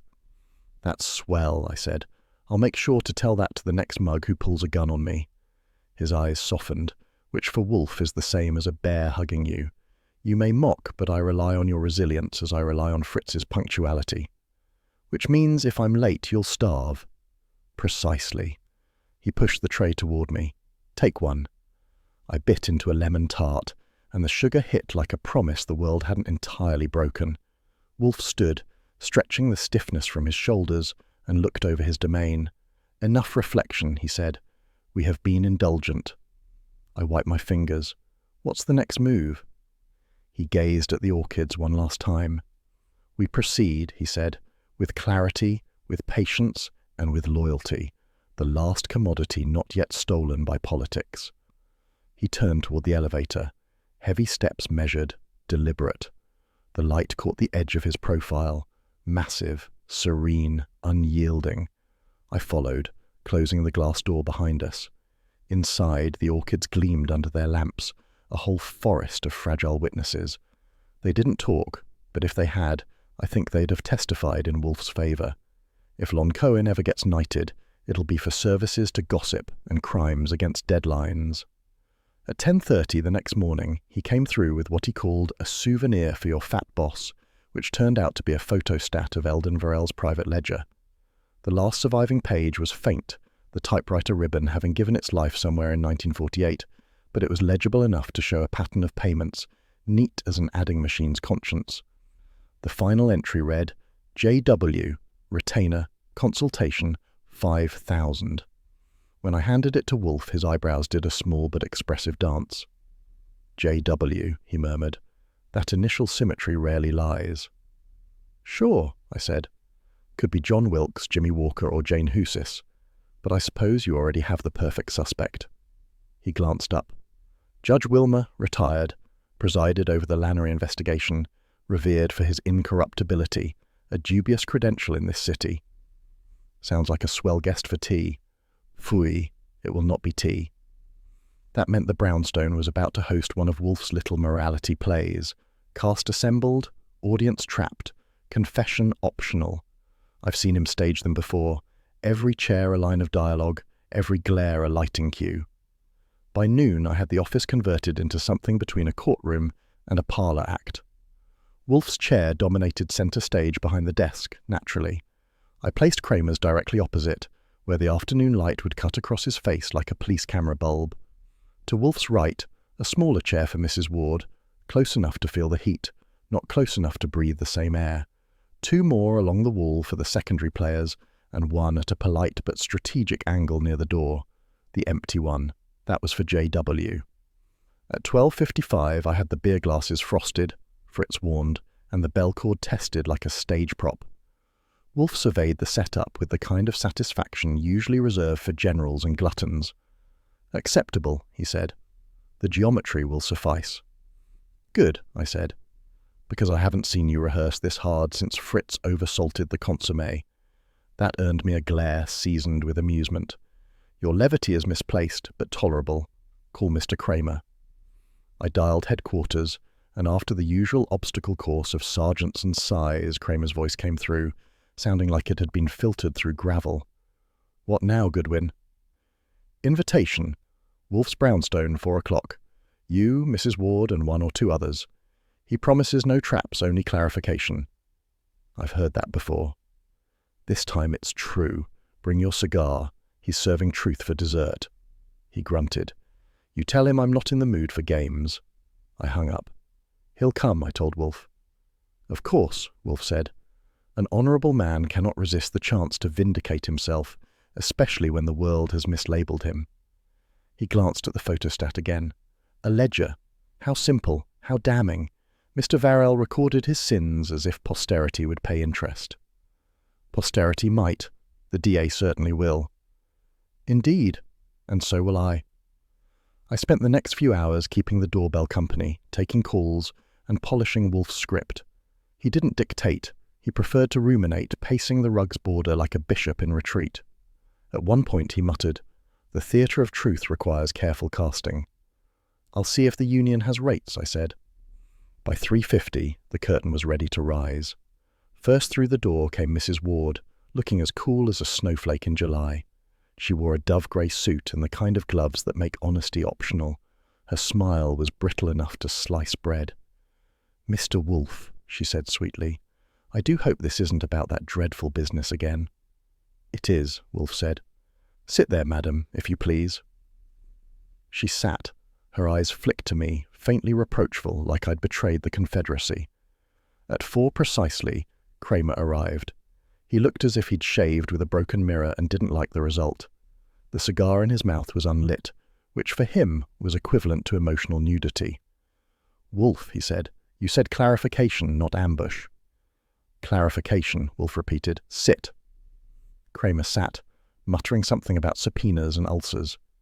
A few minutes later, Saul Pantzer showed up with his usual quiet efficiency, nodding once at me, once at Wolfe. He took a chair along the wall. Fritz followed discreetly with a tray of coffee for the civilians and beer for Wolfe and me. No one spoke.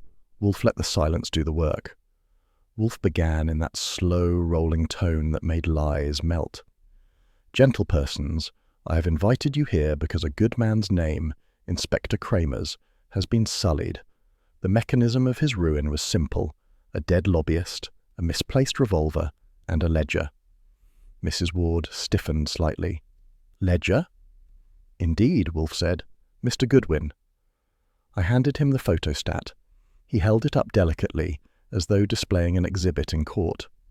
This is a photostat of Mr. Varrell's private account book obtained through the benevolence of the press. Note the final entry, to one J.W. for consultation, the amount $5,000. Cramer's brows knitted. You're saying that's Judge Wilmer? I am suggesting, Wolfe said, that corruption is not always confined to politicians. Judges too may have lapses of appetite. Mrs. Ward's voice cut in. That's absurd. Judge Wilmer was a friend of my late husband's, of Victor Lannery's too. He would never accept payment from a lobbyist, Wolfe interrupted gently. Madam, I admire your faith. I do not share it. She flushed just enough to show through the powder. You're implying. I imply nothing. I demonstrate. When Judge Wilmer arrives. Wilmer? Cramer barked. You invited him. Of course, Wolfe said mildly. The play must have its full cast. The bell rang then, perfectly timed as if Fritz had rehearsed it with destiny.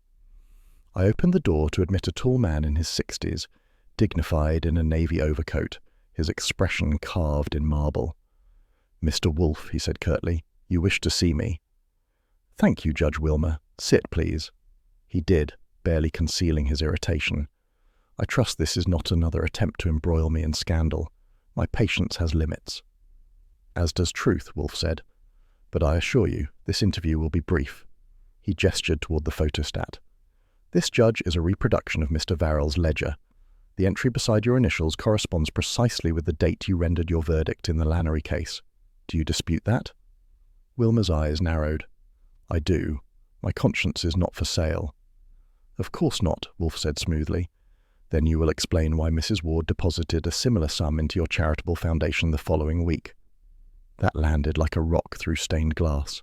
Mrs. Ward gasped. That was a donation. Cramer turned toward her, cigar forgotten. Lady, you'd better watch how you finish that sentence.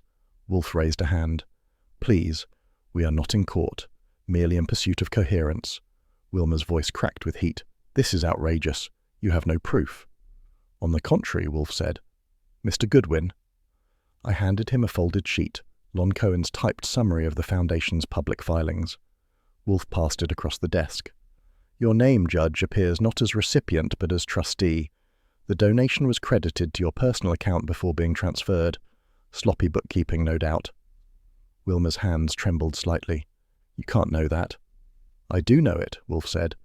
And so, I imagined, as the district attorney, by now. There was silence, the kind that pulls at your collar. Then Cramer let out a breath through his teeth. You set him up. I set a trap, Wolfe said. It sprang of its own accord. Inspector, your revolver was found not in your locker, but in Mr. Wilmer's safe, placed there, I believe, by an obliging intermediary seeking to shift suspicion. He turned to Mrs. Ward. Madam, I will not insult you by naming your motive. Grief does strange things, but to protect the memory of Mr. Lannery, you sought to divert attention from the men who profited by his silence. In doing so, you handed them your loyalty and nearly destroyed an honest man. Her voice broke. I didn't know what they planned. I thought it would only ruin the papers, not... She stopped. Cramer stood, eyes hard. You'll tell the rest of that story downtown. Wilmer rose too, but slower. This is blackmail. Phooey, Wolfe said with relish. It is restoration. You have soiled the judiciary, sir. Remove yourself before I summon the press. Cramer signalled me. I opened the door. The judge went out first, face pale, shoulders squared. Mrs. Ward followed, silent tears catching in her lashes. When the door shut, Wolfe leaned back heavily. Fritz, he called. Beer. Fritz appeared instantly with the tray. Cramer looked down at the photostat on the desk, then up at Wolfe. All right, Wolfe, he said gruffly. I'll wait for your report. Wolfe inclined his head. Thank you, Inspector. Cramer left. The door closed with a soft, satisfied click. Wolfe poured his beer, tilting the glass precisely. Archie, he said, truth, when staged properly, requires no applause. Sure, I said, but it still gets standing ovations in the papers. He frowned. Phooey. Attend to your notes. I grinned, settling at my desk. Yes, sir, curtain down, lights out, justice served. We hadn't moved a muscle. The room was exactly as Wolfe arranged it. He didn't raise his voice. Wolfe didn't open with drama. He simply said, "Madam, when falsehood becomes habit, it ceases even to require imagination." Her chin lifted an inch. "I've told you everything I know." He inclined his head slightly. "So you have said, yet you have avoided what you did." The room held its breath. She stared straight at him, trying that cool-as-ice-water trick that works in courtrooms and cocktail lounges. Wolfe was immune. He continued, soft and unhurried. "You were at the Algonquin Hotel the night of Mr. Lannery's death." "That's ridiculous." Arching an eyebrow, Wolfe reached to the side of his blotter and slid out a small envelope. "Your perfume, Jardin Nocturne, was present in that suite. Mr. Goodwin detected it, and its formula is unmistakable. It's the sort of Parisian boutique perfume whose buyers keep records, and your name, Mrs. Ward, is among them." Her lips parted just enough for denial to start, but nothing came out. I said mildly, "You might want to change brands, that one testifies." Her hand moved to her purse. You can't prove." Wolfe's palm came down flat. The sound cracked like a gavel. "Madam, you will answer." Cramer shifted but didn't speak. His jaw was set, and his silence made more noise than any of us. Mrs. Ward's voice came small and tight. "Victor Lannery was my brother." That drew a breath even from Saul. I whistled low. "Family ties sure do make the headlines." Wolfe's tone didn't change. "Indeed. And your maiden name?" "Lannery. I married into the firm of Hollis and Ward 10 years ago. Victor didn't approve." She paused, eyes darting toward Cramer, then back. "He said the firm was dirty. He wanted out, but Varel had something on him." Wolfe nodded slightly, encouraging confession like a priest with better diction. "Blackmail." She nodded. "Yes, Victor was an accountant. He'd found irregularities in city contract payments, commissions, kickbacks. He thought exposing it would ruin people who didn't deserve it. Varel threatened to send him to prison for fraud unless he stayed quiet and cooperated." Cramer's hand moved, the cigar bent between his fingers. "Go on," he said, his voice low. She took a breath that quivered on the way in. "Victor kept copies, proof, hidden somewhere. When he told me, I panicked. I begged him to destroy them. He said he couldn't. Then he stopped taking my calls." Her hands twisted the strap of her handbag till it squeaked. "The night before he died, Varel telephoned me. He said Victor had finally agreed to make it worth everyone's while. He wanted me there, as insurance." Wolfe's eyes gleamed. "And you went?" "Yes." "And what occurred?" She stared at the rug. "When I arrived, Victor was gone. The room smelled of whiskey and that same imported scent hanging in the air. He said Victor had run out, that he'd signed a paper and left. I didn't believe him. He handed me a folder, Victor's files, and said if I destroyed them, everything would end quietly. He said the papers implicated important men." "Which men?" Wolfe asked. Her voice faltered. "Judge Wilmer, Commissioner Hayes, others. He said they'd all paid for silence." Cramer made a sound, half growl, half disbelief. Wolfe silenced him with a raised hand. "You destroyed some of those papers." "I burned what I could, but there were too many." "And one page survived," Wolfe said, "the one we found in Varel's briefcase. You planted it there after his death, to implicate Inspector Cramer." Her eyes flashed. "No, I only left it where someone would find it. I didn't know it named him." "Pfui," Wolfe said softly. "Madam, you are intelligent. You knew precisely. The purpose was to divert attention from your brother's real persecutor." She covered her face with her hands. "I just wanted it to stop." Wolfe's voice dropped, quiet but cutting. "And so you conspired with deceit, and deceit like carrion attracts only predators." She looked up suddenly, eyes wet but fierce. "Don't you judge me, Mr. Wolfe. You sit there with your orchids and your lectures, but you don't know what it is to watch your own blood destroyed by men who run this city." I said, "Lady, I've watched Wolfe destroy men who run this city, and he never leaves his chair." That got her attention. Wolfe didn't smile. "Mr. Goodwin exaggerates, as usual, but he is correct that justice can be cultivated, like an orchid, if tended properly." He paused. You said Varel meant to sell those files. She nodded miserably. Yes. He said he'd arranged a meeting, that he'd get more than money, influence, protection, but someone killed him before he could. Who? Cramer asked sharply. She shook her head. I don't know. That'll do, Cramer muttered, half to himself. Wolfe leaned back, fingers steepled. Madam, you said Varel's threat was that he would make it worth everyone's while. Those were his words. Yes. Then, Wolfe said, he was not blackmailing merely for money. He was selling corruption as a commodity, a stock exchange of guilt. I muttered. Wall Street could use a listing. Wolfe ignored me. And that commerce, Mrs. Ward, ends only in death. Your brother, then Varel.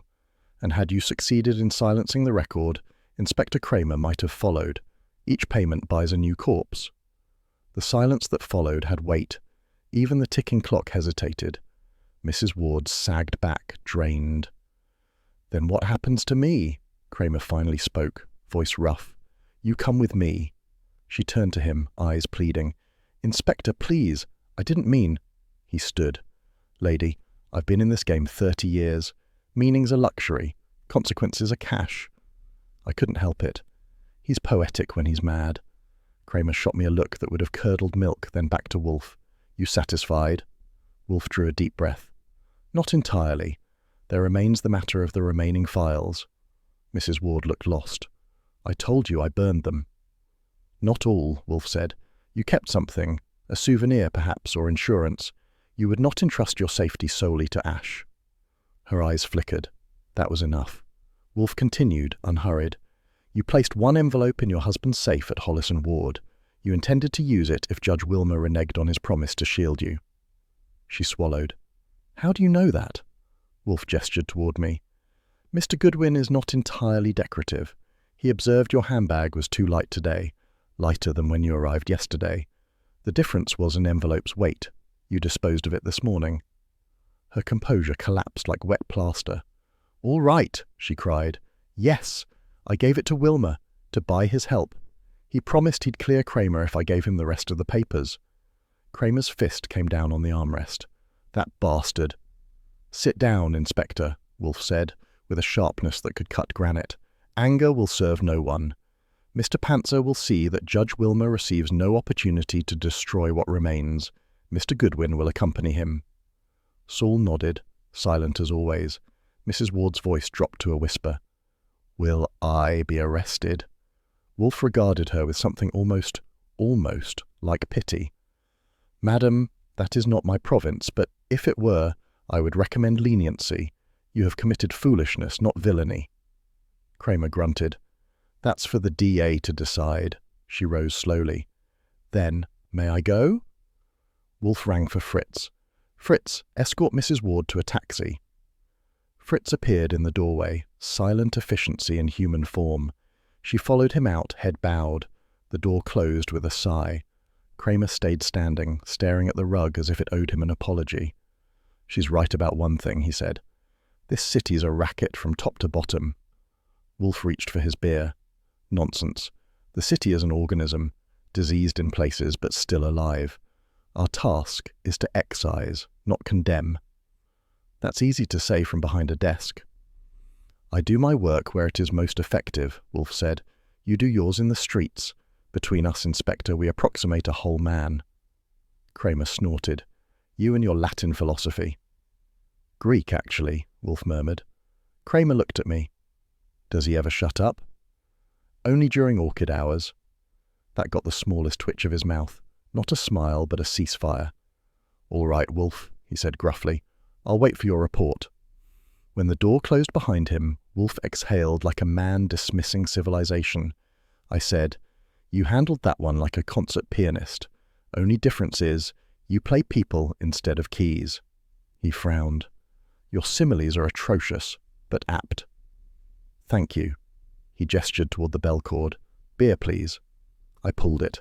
Fritz re-entered, efficient as ever, set down a fresh glass and departed.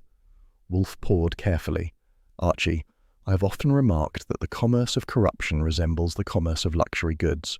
Both depend upon taste, and taste is perishable. That's comforting, Means crime's got an expiration date. He gave a faint smile. Precisely. But while it lasts, it is profitable. Mr. Varrell learned that. So did Mrs. Ward. Neither collected. I leaned back, stretching. So what's next? Do we hand Wilmer to the wolves or to Cramer? Both in sequence, he said. Mr. Panther will retrieve the envelope from the safe. Inspector Cramer will receive the credit. That is the proper order of things. Cramer getting credit from you? That's almost touching. He glanced up. You imply sentiment. I merely prefer efficiency. I grinned. Sure, and I'm just in it for the exercise. He sighed, a long exhalation of patience. Archie, kindly begin your notes. I require a complete transcript for the file. I sat at my typewriter. The keys started clattering, filling the silence with something that sounded almost like progress. Wolfe sipped his beer, eyes half closed, already retreating into that inner world where facts and logic rearranged themselves like chessmen. After a while, he said quietly, You handled your part well. That was Wolfe for good boy. Thanks, I said. Next time maybe you'll let me ask the questions. He opened one eye. And deprive myself of the pleasure? Certainly not. Figures, I muttered. The last of the daylight slid off the blinds. The city outside roared its usual tune, taxis and sirens and lives in progress. Inside the brownstone, order had been restored, for now. The air smelled faintly of beer and orchids and justice on probation. I finished typing, pulled the sheet free, and stacked it on the blotter. Wolfe didn't look up. I said, So what's the title for this one, boss? Without opening his eyes, he said, Call it The Case of Commodities and Corpses, and be thankful, Archie, that loyalty is not yet for sale. I grinned. Maybe not yet, but give this town time, he grunted. Phooey. That was the curtain line. Minutes later, with everyone still in their places, Wolfe resumed without ceremony. Wolfe began without ceremony. Gentlemen, Madam Justice, like any lady of reputation, must occasionally be defended from those who court her too intimately. The judge's mouth thinned. If that's an accusation. It is a statement, Wolfe interrupted. The accusation will follow in due course. I was leaning against the filing cabinet, trying to decide whether the judge's collar was starched or just afraid. Cramer's fingers fidgeted with an unlit cigar. He looked ready to chew it for solace. Wolfe turned a page on his notepad. Inspector Cramer, your revolver, stolen from police evidence, was used in the murder of Eldon Varrell. Cramer growled. I told you that already. Yes, but now we know how. A clerk named Sandler, one of your own, accepted $300 to borrow it overnight. The judge's eyes flickered. Wolfe saw it. He always did. The money was paid through an intermediary, of course, a paralegal from your chambers, Judge Wilmer. I presume he imagined it a mere errand for your convenience. Wilmer's colour drained. You're insinuating, not insinuating, demonstrating. Wolfe tapped the photostat before him.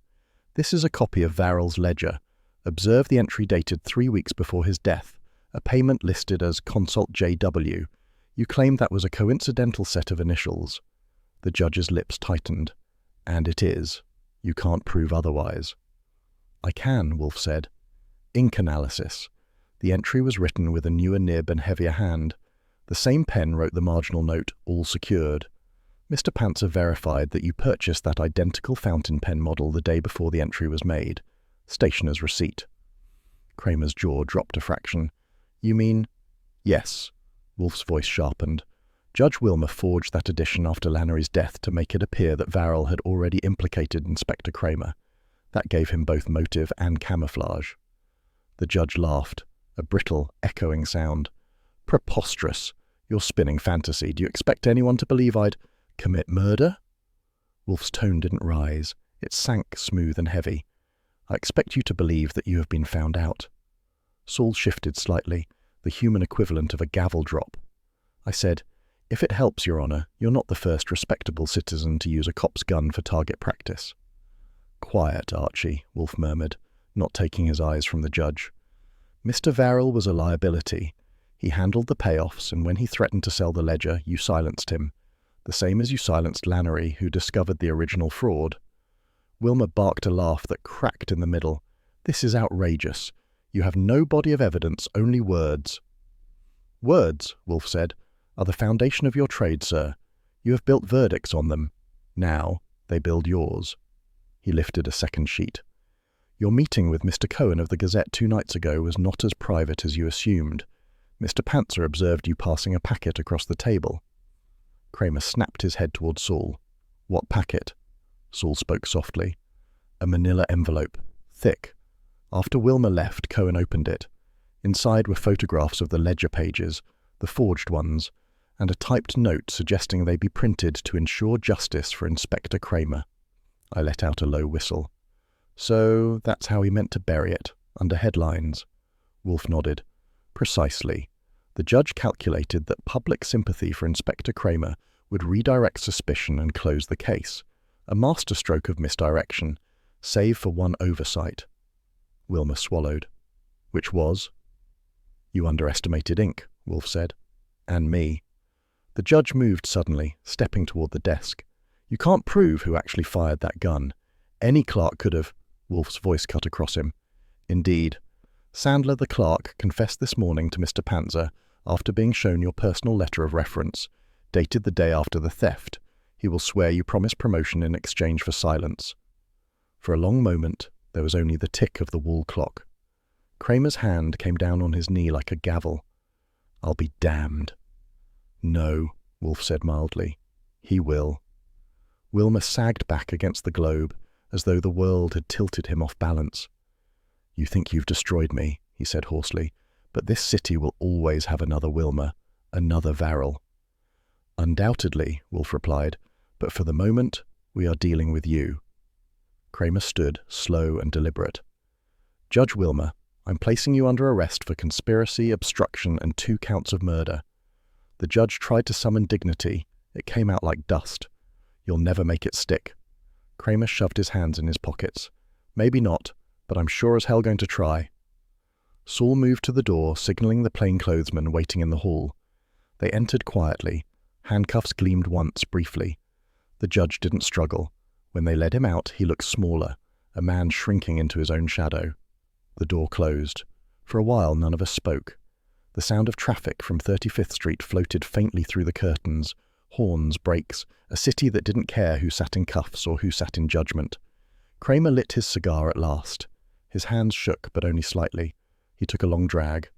Exhaled smoke that hung between us like a truce. You saved my badge, he said. Wolfe inclined his head. You saved its worth. That about covered it. I went to the window, cracked a slat, and watched the police sedan pull away. You know, I said, for a man who hates entanglements, you sure keep tying knots. Wolfe's brow lifted. You refer to this office, Mr. Goodwin. Among other things, you realize you just humiliated a sitting judge in your living room. He humiliated himself, Wolfe said. I merely illuminated the occasion. Cramer let out a dry laugh. You're some piece of work, Wolfe. Thank you, Wolfe said gravely. Cramer turned to me. How do you live with him? Same way you live with the city inspector. Earplugs and patience. Cramer actually smiled, a weary, genuine one. If I didn't know better, I'd say you like each other. I shrugged. Don't spread it around. It'd ruin our reputations. He puffed once more on the cigar, then stubbed it out carefully. All right, Wolfe. I'll file the paperwork. You'll get credit in the commissioner's report. Wolfe made a face. I would prefer silence. Too late, Cramer said. He paused at the door. And thanks. When he left, the office seemed to expand again, like it could breathe. Wolfe leaned back and closed his eyes. Archie. Yeah, boss? Beer. I rang the bell. Fritz appeared with a tray before I'd counted to 10, proving he'd been listening all along. The glass was frosted, the bottle sweating like it knew its place in history. Wolfe poured, filled the room with that ritual serenity of amber and foam. He sipped, then said, Justice and judgment are often mistaken for synonyms. They are not. One concerns truth, the other vanity. Meaning Wilmer had too much of the second and none of the first? Exactly. I perched on the arm of my chair. And what about Cramer?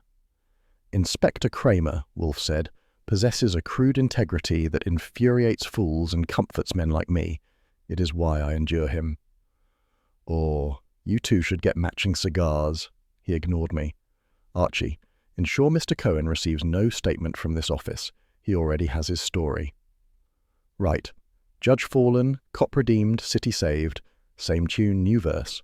Phooey, Wolfe muttered. The city will forget by Thursday. I grinned. Sure, but for now, your headline material. He closed his eyes. Heaven preserve me. The late light slanted across his face, softening the lines that New York had carved there.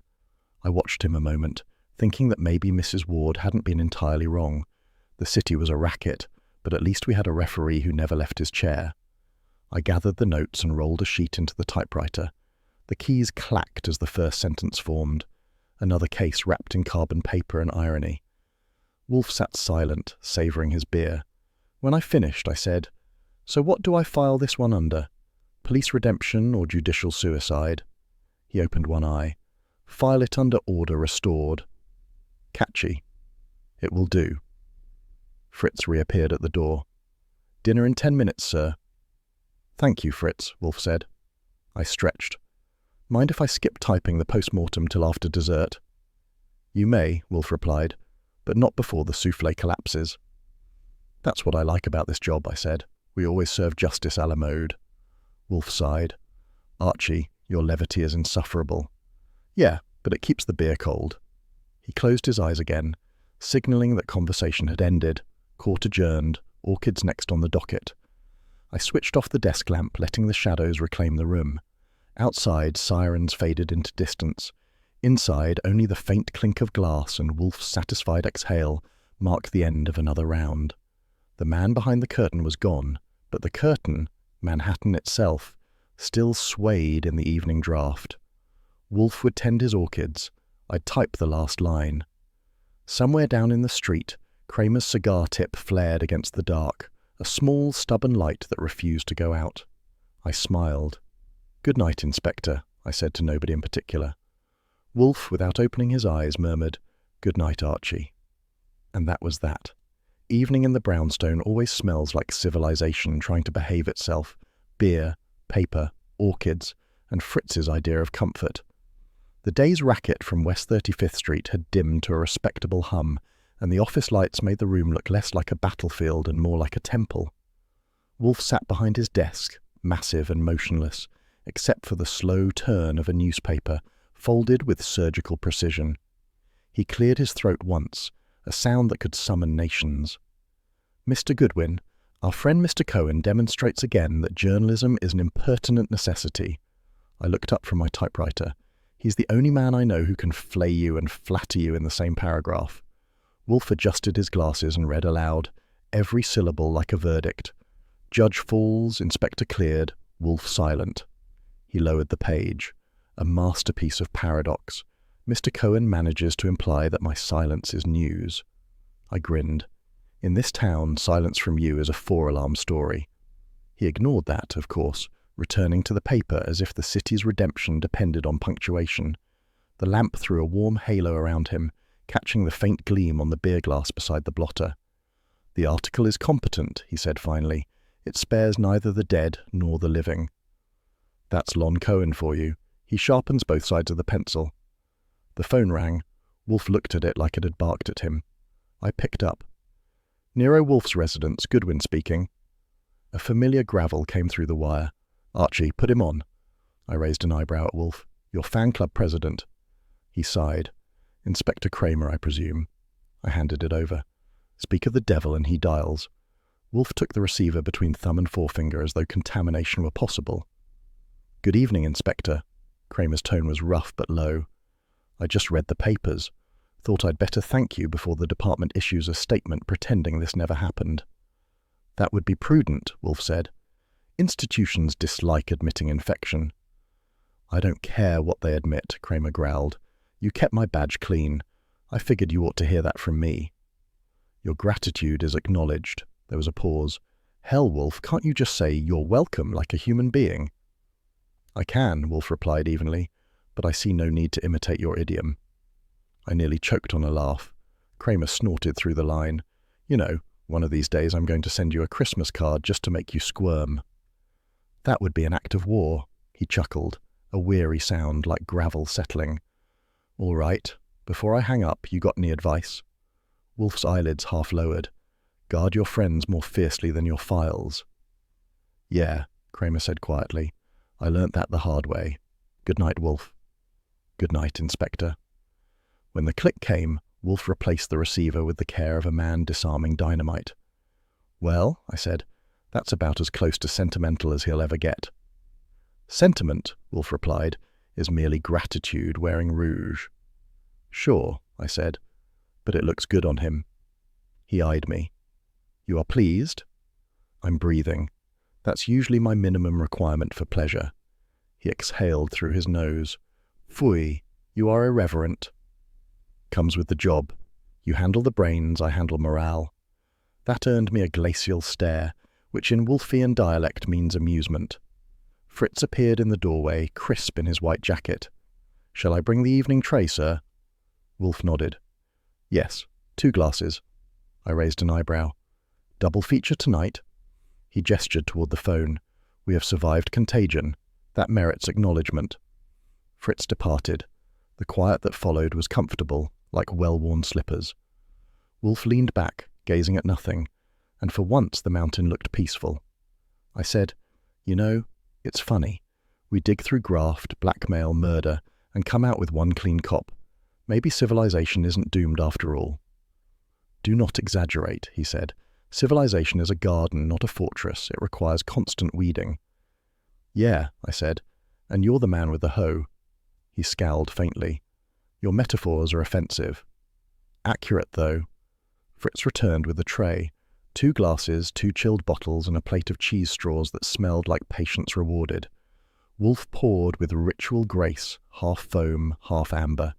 He slid a glass toward me. I lifted it. We drinking to justice or irony? To survival, he said. We drank. The beer was perfect, cold enough to sting, smooth enough to forgive. You know, I said, most guys finish a job and take a vacation. You finish and take fermentation. He wiped his mouth delicately. Beer is restorative. Vacations are escapist. Remind me never to be your travel agent. He gave me the faintest smile. You never will be. You are, however, indispensable. That one stopped me for half a second. Careful, you'll ruin my reputation. Your reputation, he said, is already incurable. I grinned. I'll drink to that. Outside, the street lamps flickered on, gilding the blinds with thin stripes of gold. The orchids above us caught the last light like quiet witnesses. Fritz vanished toward the kitchen. The city murmured through the walls. Wolfe folded Cohen's paper and set it aside. I shall send Mr. Cohen a note, a single line. Let me guess. Silence misquoted. Not quite. Merely, accuracy is appreciated. That'll give him the shivers. He frowned. Why? Because he'll spend a week wondering whether it's praise or a threat. Wolfe's lips curved barely. Then it is sufficient. I stretched my legs. You ever think, boss, that you're part of the machinery? That the city would spin crooked without you? Nonsense, Bear, he said. If I am machinery, I am an accessory. Expensive, occasionally necessary, but never essential. Try telling that to Cramer. I shall not. We sat in the kind of silence that wasn't empty but earned. The brownstone seemed to exhale along with us. After a while, I said, You could have taken the judge's confession to the press yourself. You'd have been a hero. He looked offended. I am not in the hero business. I am in the truth business. Different pay scale, same headaches. Archie. Yeah? He gave a small sigh. You chatter from nervous energy. Drink your beer. I did. The foam left a white ring on the table that looked like a seal of approval. Fritz's voice drifted from the hall. Dinner will be served in 20 minutes, gentlemen. Excellent, Wolfe said. Tonight's dish? Duck à l'orange, sir. Wolfe inclined his head. Commendable. We shall not be late. When Fritz disappeared again, I said, So, Inspector redeemed, Judge condemned, orchids intact, and duck incoming. You realize that's your idea of a happy ending? It suffices, Wolfe said. You ever miss the old days? Back when clients didn't cry, and Cramer didn't thank you. He gave a rumble that might have been laughter.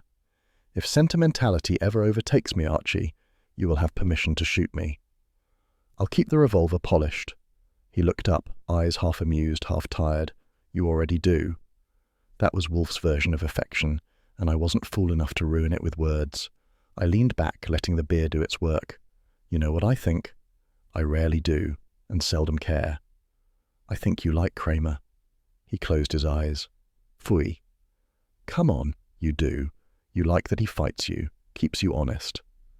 Honesty requires no adversary, merely endurance. Still, I said, you and him are two sides of the same badge. He grunted. In that case, heaven help the precinct. We both laughed, his a quiet rumble, mine a release. The clock chimed 7:30. Wolfe rose, an event that would have impressed geology, and moved toward the elevator. Dinner, he said. I followed, taking the empty glasses to the tray. The orchids upstairs caught the last of the dusk, pale and pure against the shadows. Wolfe paused to glance at them, then at me. Archie, he said. Yeah? He hesitated, a rarity that made the room hold still. It is a discourteous world, but occasionally, it behaves. Then here's to occasional miracles, I said. He nodded once and stepped into the elevator. Bring the notes after dinner. Sure, anything for the machinery. He scowled as the doors closed, but I caught the ghost of a smile before they did. Downstairs I sat for a minute, listening to the faint hum of the motor lifting him toward the orchids. The phone was quiet now, the beer finished, the city outside pretending to sleep. I looked at the folded paper on his desk, headline bold and final, Judge falls, Inspector cleared, Wolfe silent. I said out loud, that's the loudest silence in Manhattan. Then I shut off the lamp, leaving only the glow from upstairs. The orchids had the last word, glowing faintly against the dark, integrity blooming where decay had tried to win, and if that isn't hope, I don't know what is.